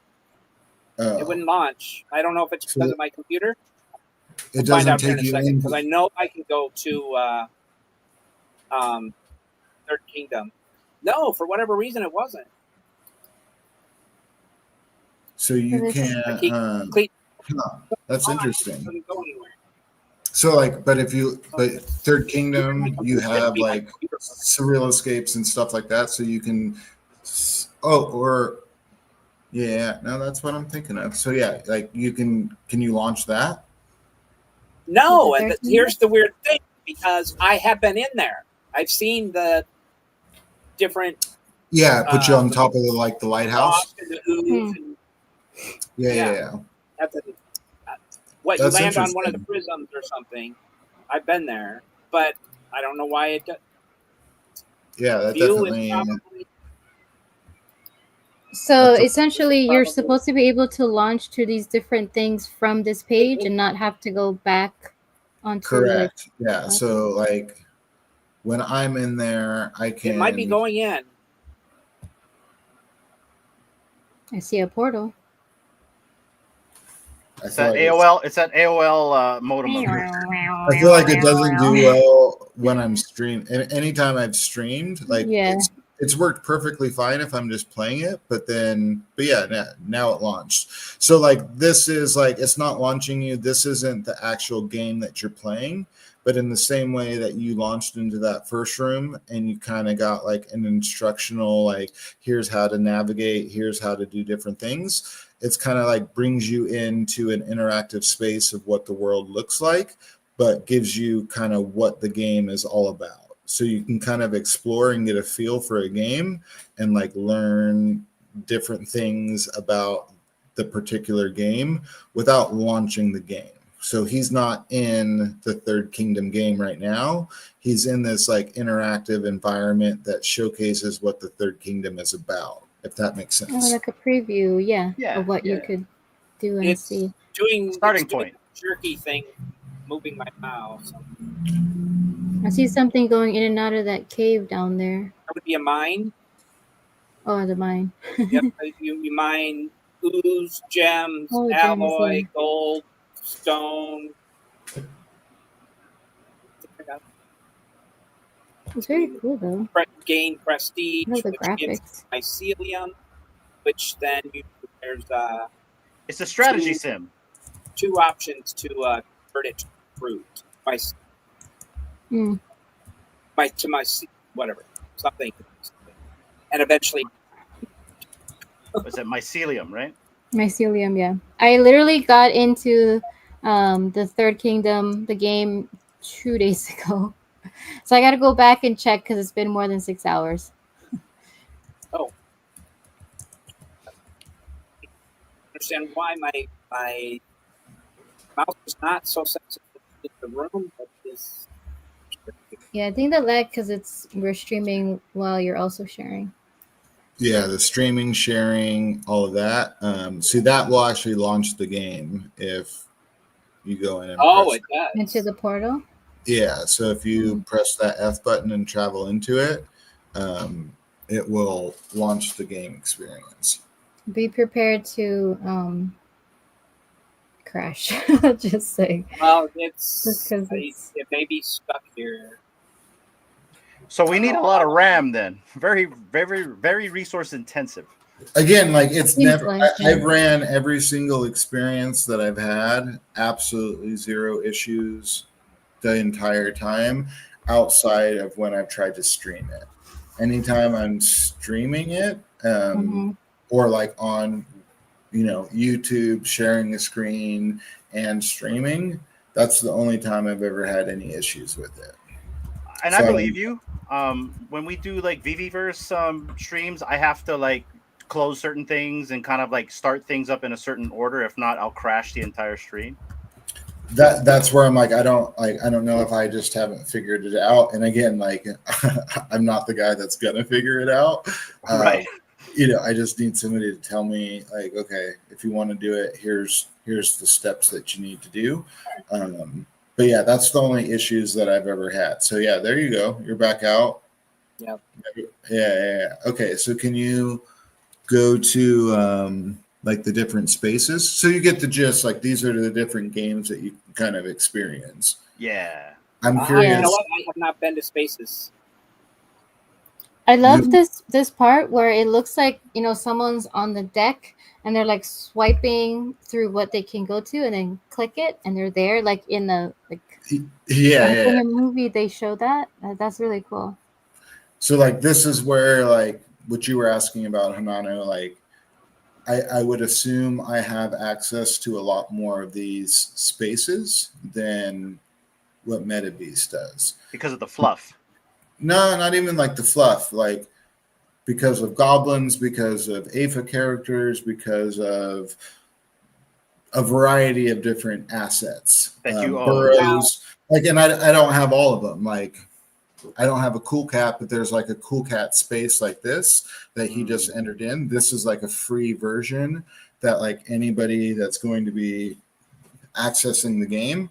And then you can take like your guys' situation with Viviverse.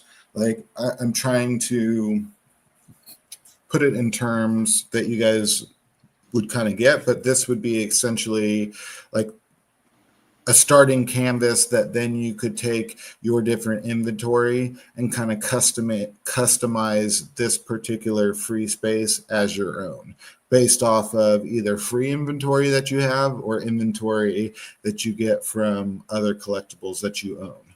Got you. So it's just kind of like your own showroom, but your own home environment in a way. Correct. And this is just like a standard free one.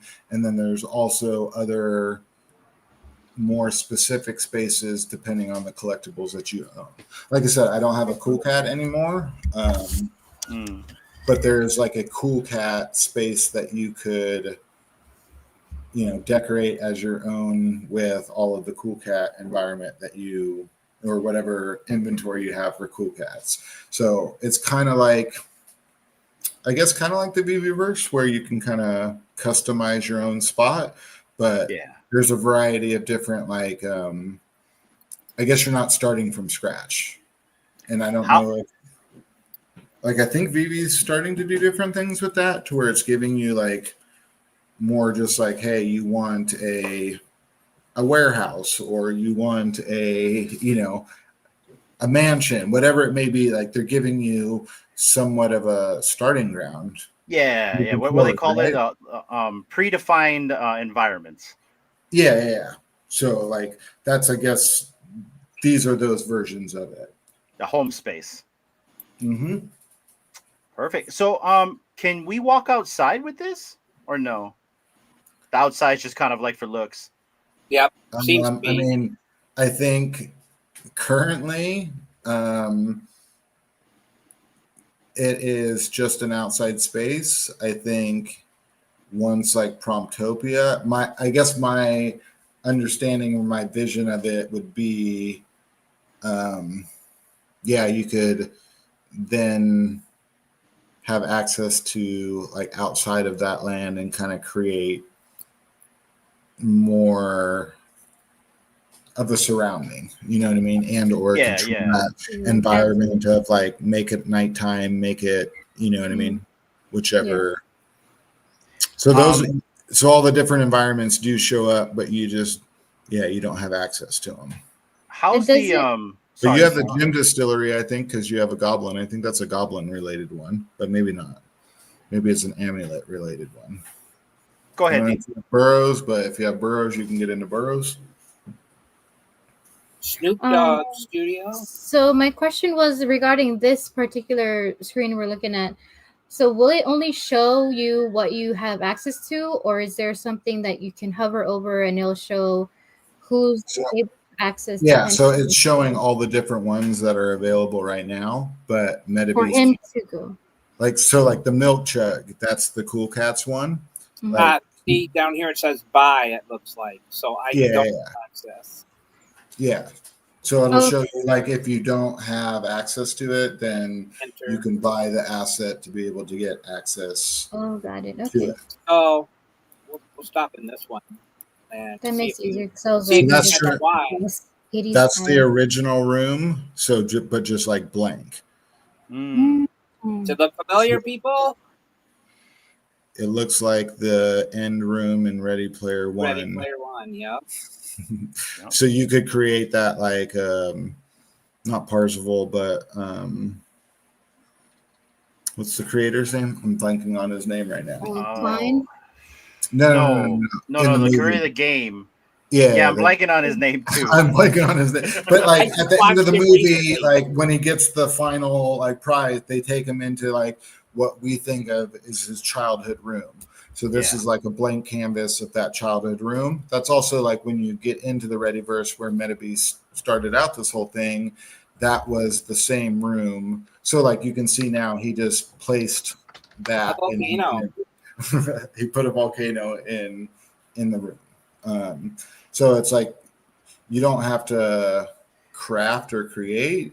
You can just have what you have in your inventory in place. James Holiday. Holiday. Yeah. I need to go back and watch Ready Player One again. It's been a minute. Right. So I got a question. How is the social interactions with other characters in here? Like, are you able to like wear a headset or something and talk to people in this environment? Because that's where you're not able to do it so well in the VVverse. So how is it in the Readyverse?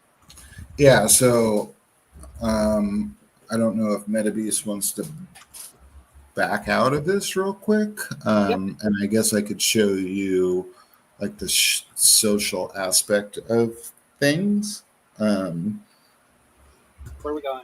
Well, and see, like if you notice, the room said 1 of 12, so I'm guessing 12 people can be in that same room at the same time. So if you were to go to that multiplayer tab, so then you can invite or join a room. So like Metabeast had sent me a code and like invited me into a room that he would be in.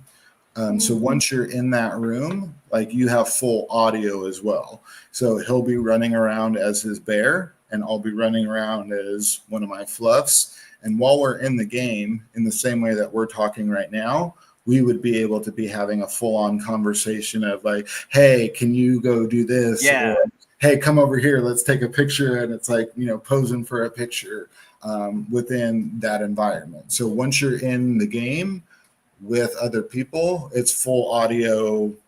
You don't, I mean, if you want a headset, you can certainly put a headset on, or if you just want to use, you know. How's the interaction? Like, is the interaction very organic and seamless? Because like I said, in other constructs, it's really jagged and not good at all. How is it for Readyverse? Every experience that I've had is pretty good. Like you can literally be like, hey, Sam, fucking come over here. Like, I'm talking like about friends that I've been in with personally, you know what I mean? And we had done one on Down the Rabbit Hole and like me, Max, and then we put it out on Spaces like, hey, anybody put their code in here. And, you know, like Mo Meta came in and like we could hear him and like talk. And it's like, hey, like everybody get in one line so we can take like a big group picture and kind of show all of us together. And it's talking just like you're talking in any other type of like Discord chat or, you know what I mean? Like it's a very seamless, like we're just chatting together. I don't know that, I mean, they have it limited to 12, so it's not like full blown, we're going to have a party in here and there's hundreds of thousands of people meeting up at once. But for the, you know, 7-8 people that I've had in there, it worked perfectly good. Outside of maybe messing with some settings, if you're also trying to like, if you're in like a Discord voice chat while also in the game chatting with the same people that you're in the Discord chat with, there might be some like echoing and things like that. Feedback. Yeah. But like you could close down the Discord chat and there would be no need for that Discord voice chat because you can communicate with each other in the game, talking just like we're talking right now.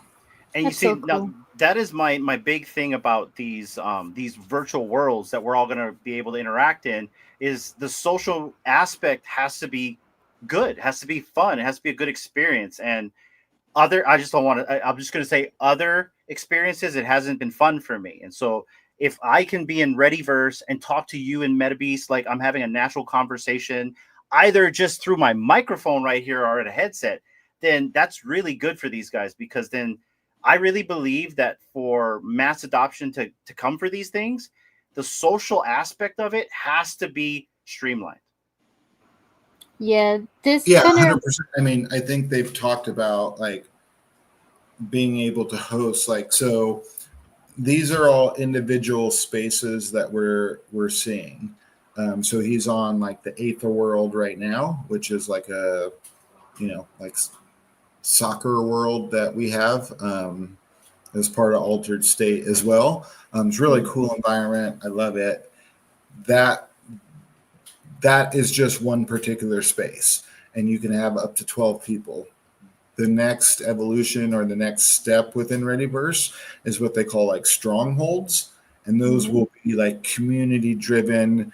So like with the partnership of Candy, my guess would be there might be like some type of Gotham type of stronghold where like you could have multiple people meet up, more than 12.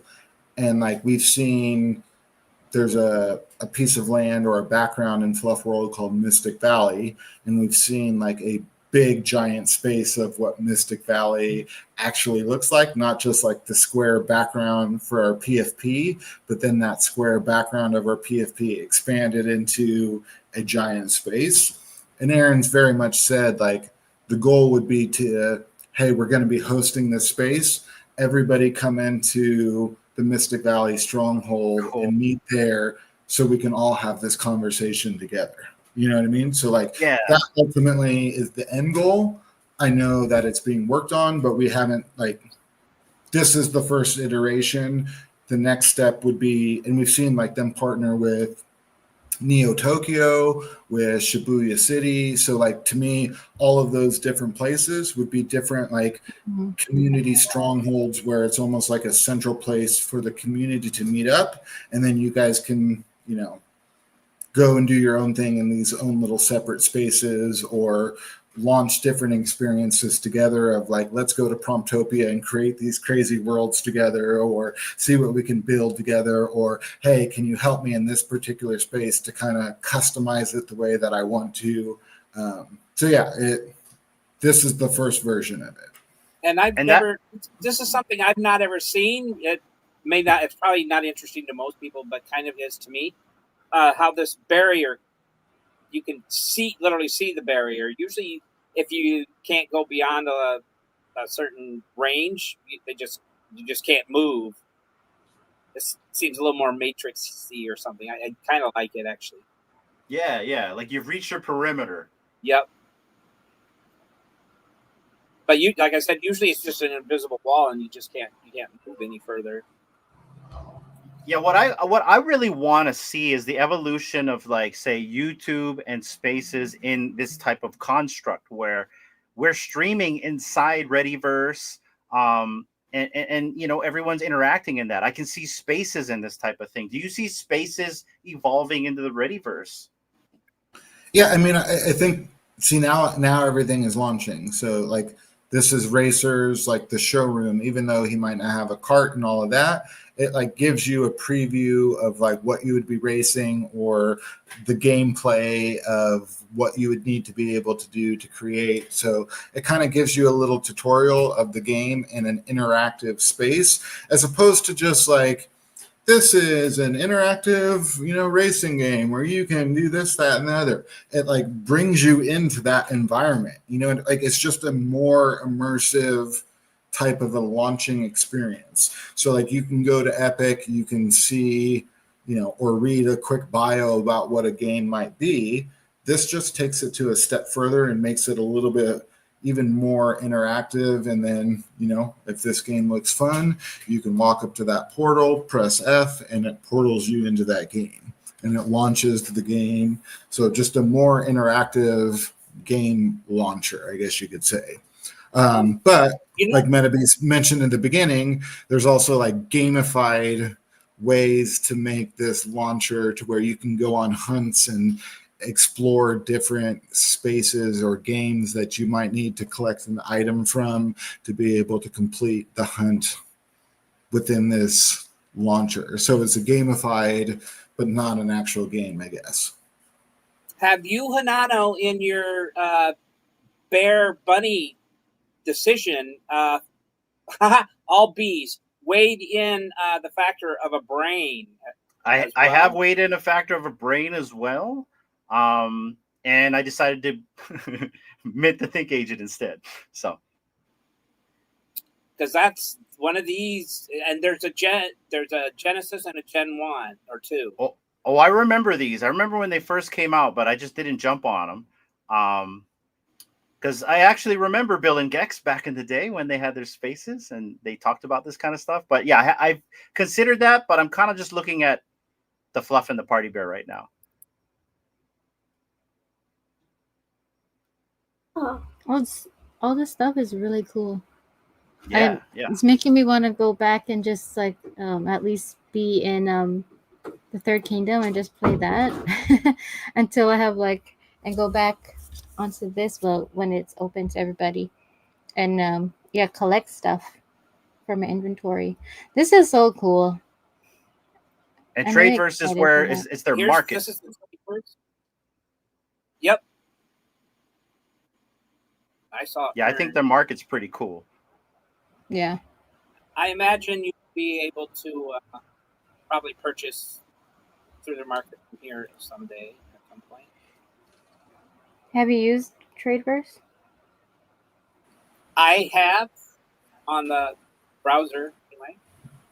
Used it several times. I think it's so when you like launch it from there, it would just basically take you to the same experience that you've had through the browser, Metabeast. Oh, okay. Arcadia is one of my favorite environments, though. God, it looks good. I fucking love Arcadia. Yeah, I had to come back to this one because I knew you said that, and now that I figured out how to get it. Wow, look at the home start right there. It looks cool. I think I've seen preview videos of this. Yeah, Arcadia looks dope. They did a good job. So it gives you like a little outside view, but then like you can walk in and learn a lot more about the game as well. So like as a new developer, you could create the same thing to kind of allure people to come into whatever game or experience that you have created as well. So it's like a great space that like the more and more games and experiences that get brought on, you get to explore so many different things. But like as a builder, this is what's like showcasing your experience. You know what I mean? And there's not a lot of interactive environments that are going to showcase what your game or what your experience is all about. So, as we get into a more immersive internet, this just kind of seems to fit the bill of like, let me see what a game is all about and get a vibe for that game before downloading or even having to play it. Easter egg hunt. Yep. Awesome. I love this. It's not going to let me, at least on the stream, go in.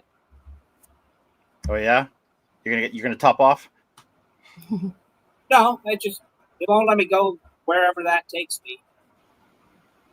I'm just gonna say each space that we've been into, like just the graphics and the placement of things is so cool. Yeah, it looks good. Looks good, Yeah. though, man. And you've been watching this build up from ground up. Yeah, I mean, this is just the beginning of it. But yeah, I've watched it or I've heard about it being talked about for a long time. And now to kind of, like Aaron would say, well, like, you have to understand this. Readyverse isn't necessarily like a game. There is gamified aspects to it, but it's more like an interactive launcher. Then you like go to say like, okay, Arcadia has a game experience. And then you walk into that little arcade kind of room, you see the pinball machines and like, you're kind of like, okay, like I do see where this, like I get the vibe of this game a little bit more than just reading a bio about what the game may be. It brings you into that like environment, immerses you into the game without having to actually launch the game or, it lets you learn about the game kind of almost in an in-game environment, but not like have to launch or play the game or download it. So like to me, to have one place where you can explore all of these different like kind of virtual worlds, you know what I mean? Or virtual experiences. It just seems like that's the way the world's going to go. I completely agree. And I think this is awesome, guys. If you want, please, right now, give a follow to Readyverse right here on X. This is their social handle, as well as the website right here. Go check them out. Go start a Future Pass. Yes, it's very easy to create a Future Pass. It's just a few clicks and you got one. And I think there's a legend somewhere that tells you the different benefits versus like starting a Future Pass with like your self-custody wallet or an email address of some sort. You get to see which features you get to have. Mm-hmm. And shout out to Dr. Was it one of the Bat Cows? I remember they showed that the other day. Oh, Dr. Mark. That's it, Dr. Mark. Shout out to him.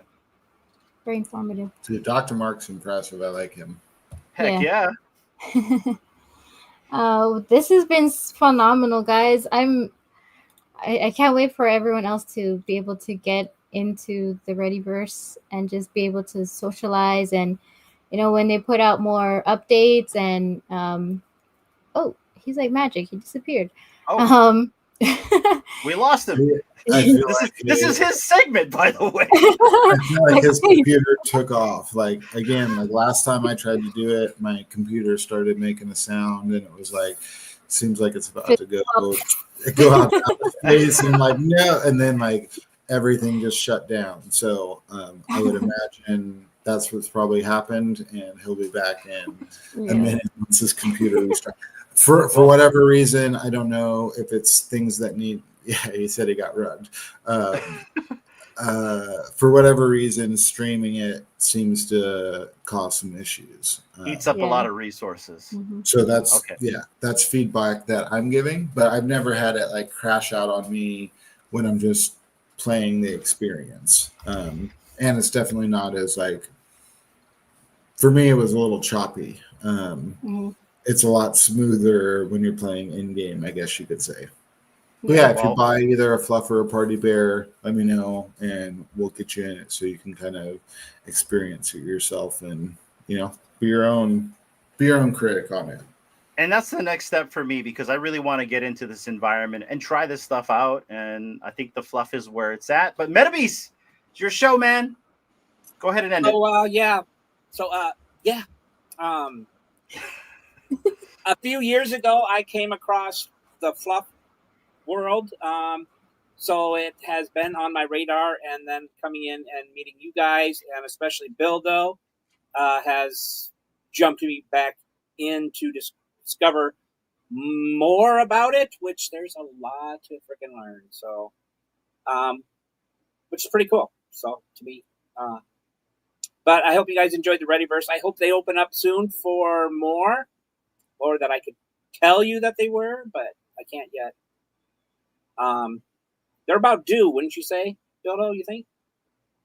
Yeah, I definitely think it's coming here soon. So I think they've gotten a lot of the feedback that they want, and Aaron's talked about future updates coming here soon with bringing in different assets and opening it up to more people to kind of, again, like you guys probably know, like with maybe Viviverse, it's like, let us break things. Give us what we want. Let us break it. Tell you how we're breaking it. You guys fix it, make it better. We'll come back and break it again. You know what I mean? Like it's part of that process of like seeing these things kind of develop. So I think they've probably gotten the feedback that they need at this point, and we'll be making some iterations to kind of further release it. But from my understanding, it should be coming somewhat soon, depending on what your idea. Soon is such a cliche word in this space. Sometimes that means 12 hours. Sometimes that means 12 years. 4 years. Yeah, that's what you like. Quite know. So, but yes, it seems like it's in the imminent future. Mm-hmm. Let's go. Close us out, Metabeast. Yeah, I'm thinking maybe there's 2 of them I can't get in, but we have a friend of mine coming on Aloha Friday sometime soon. Yes. Done. Mm-hmm. I was thinking of doing Hyperfied after, so next week maybe we'll go to Mars. Oh, Mars. Yeah, there's not a lot to see. There's not a lot to see, but we'll take before Elon. There's a bunch of rocks there. Yeah, right? Exactly. That's cool. Close out your show, Metabeast. Oh yeah. So everyone, thank you so much, Bildo, for being here. I greatly appreciate the extra information you can provide. And thanks for all the information you've given me. It's been definite help getting in Yes. all this. So everyone, be safe, be well, be you. Virtual destinations come ride the wave. Metabeast is blazing through the Web3 craze. Infinite realms where the future's alive. Dive into the meta where adventure thrives. All right. That was really cool.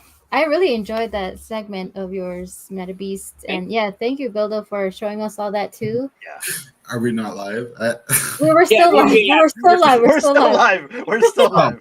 Oh, Yeah. okay. We I was like, transitioned so we can cut that portion out for Metabeast. I had an idea Bildo was going to say something. We're still live. I was like, oh, like we're live. Let's go. Let's talk. And then you did the intro. I was like, oh shit, we're just going. So yeah. We're still live. Gotcha. How often do I do this? Too What's much. that? I said, how often do I do this? I should know, shouldn't I? I think you're on episode 8. So That's a Well, few. close. What's that? Oh no, nothing. Close us out, D. Yeah, did you guys have any like final thoughts or anything you want to share with the audience, the listeners and watchers before we do the outro and then we won't be live? Our final out. I know you guys always say like thank you for all the knowledge or asking questions or being there, but I also like appreciate one, like the genuine interest in what's being built and kind of like the possibilities or where it maybe go, but also giving me a platform to kind of be my rambling self sometimes. So much appreciated for having me on. Always a pleasure. It's something I'm super passionate about. I love talking about. So yeah, bring on the questions. I'm always more than willing to help answer anything that I can. Appreciate that, Bildo. Yeah, and I thank you guys too for allowing me this outlet. That's definitely something I never thought I would be streaming of any kind. Not one of my fortes, but I appreciate that, and also being able to partake in the Future Watch half and the open invitation to any of your others. So thank you guys so much, and have a good night, everyone. Let's go. Let's Yeah, go. Yeah, I appreciate. Well, you're the host, so we did a role reversal today. I was supposed to leave because I'm sick, but this is so exciting. He was just like so excited. He's not sick anymore. No, I get excited for this stuff, Bildo. And like for me and D, like our biggest thing here is we want to help perpetuate this space because this is the new internet. We see it. And there's so much cool shit going on that we want to be a part of it. And I can see all the cool stuff going on with Futureverse. So it's just a really cool experience that they're offering. Plus, I'm a big Batman fan. So their acquisition of Candy was just badass because I already own 15 cowls. So I don't interact too much with the Bat Cowl community, but I do appreciate them for just hanging strong. And like I said, I'm a big Batman fan, so I like the acquisition with that, and I love what you guys are doing. You guys have so much different, and I act like you work there. You have so much different facets of Futureverse. The music aspect, you've got like the tokenization aspect, the assets of it all, and then the game ready stuff. I think is just very compelling with all the different experiences they're offering, and I'm all for it. And I want to jump right in. So let's go. Thank you guys for coming out. This is spontaneous. If I ask a trivia question and somebody gets right, I'll give them a Gen 2 brain. Ooh, look at this guy right here. Wow. Okay. Listen up. All right.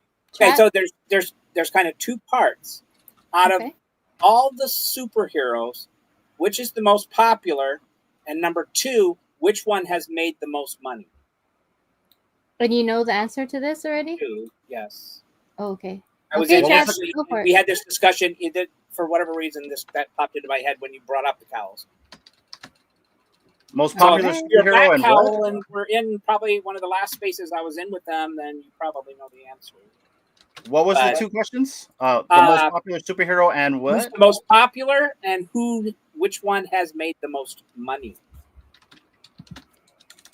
Just all around money. It's got to be super. I randomly Googled this because somebody was like, Batman's the biggest IP ever. You know what I mean? There isn't their number. And I was like, like let me look up like what's the largest IP, and Pokemon was number 1 as far as like the largest grossing like IP ever. I can see that. I think Batman was number 11, and but it's like 40 billion or something like that. Like it's done very well. You know what I mean? But You guys are entering. So I'm not, because I would rather the I'm audience the only one that enter. answered, but I'm not. I'm just for fun.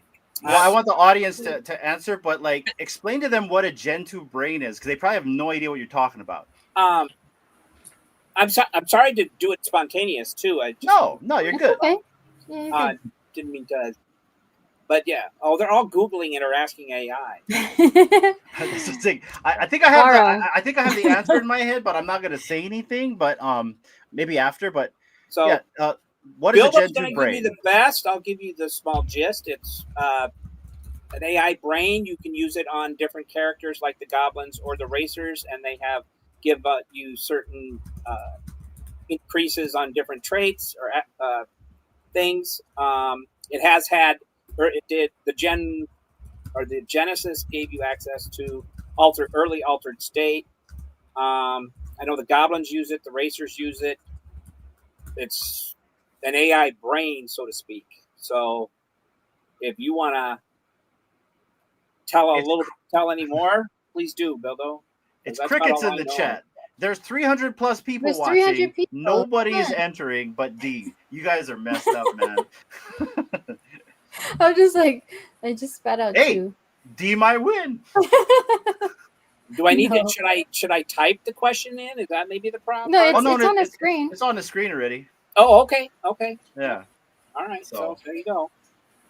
That's fine. I'll Magic. keep my brains. Yeah, he's gonna keep your brain. Or need all the brains I can get sometimes. Well, we'll give them a minute. Hello? We'll give them a Yeah. minute. How's about will you close out your portion of the show, Metabeast, even though you already did it with your segment? Oh, well, that was my closing. Answer the question. Win a Gen 2 brain. Does no one want to win free stuff? Like, seriously.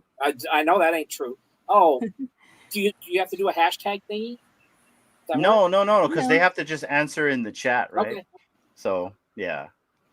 I mean, we could do a hashtag thingy, but then they don't need to answer the question. Did the chat stop? Oh, working? that's right. Okay, that's the difference. I'm like, So here's the thing. We have 300 people. If you're on X, you need to go into the live stream portion and actually click the live stream button, and then you can type in there. But yeah, essentially that brain that he kind of talked about when he was looking at, I think it was in Racer. That's the brain he's talking about. Yep.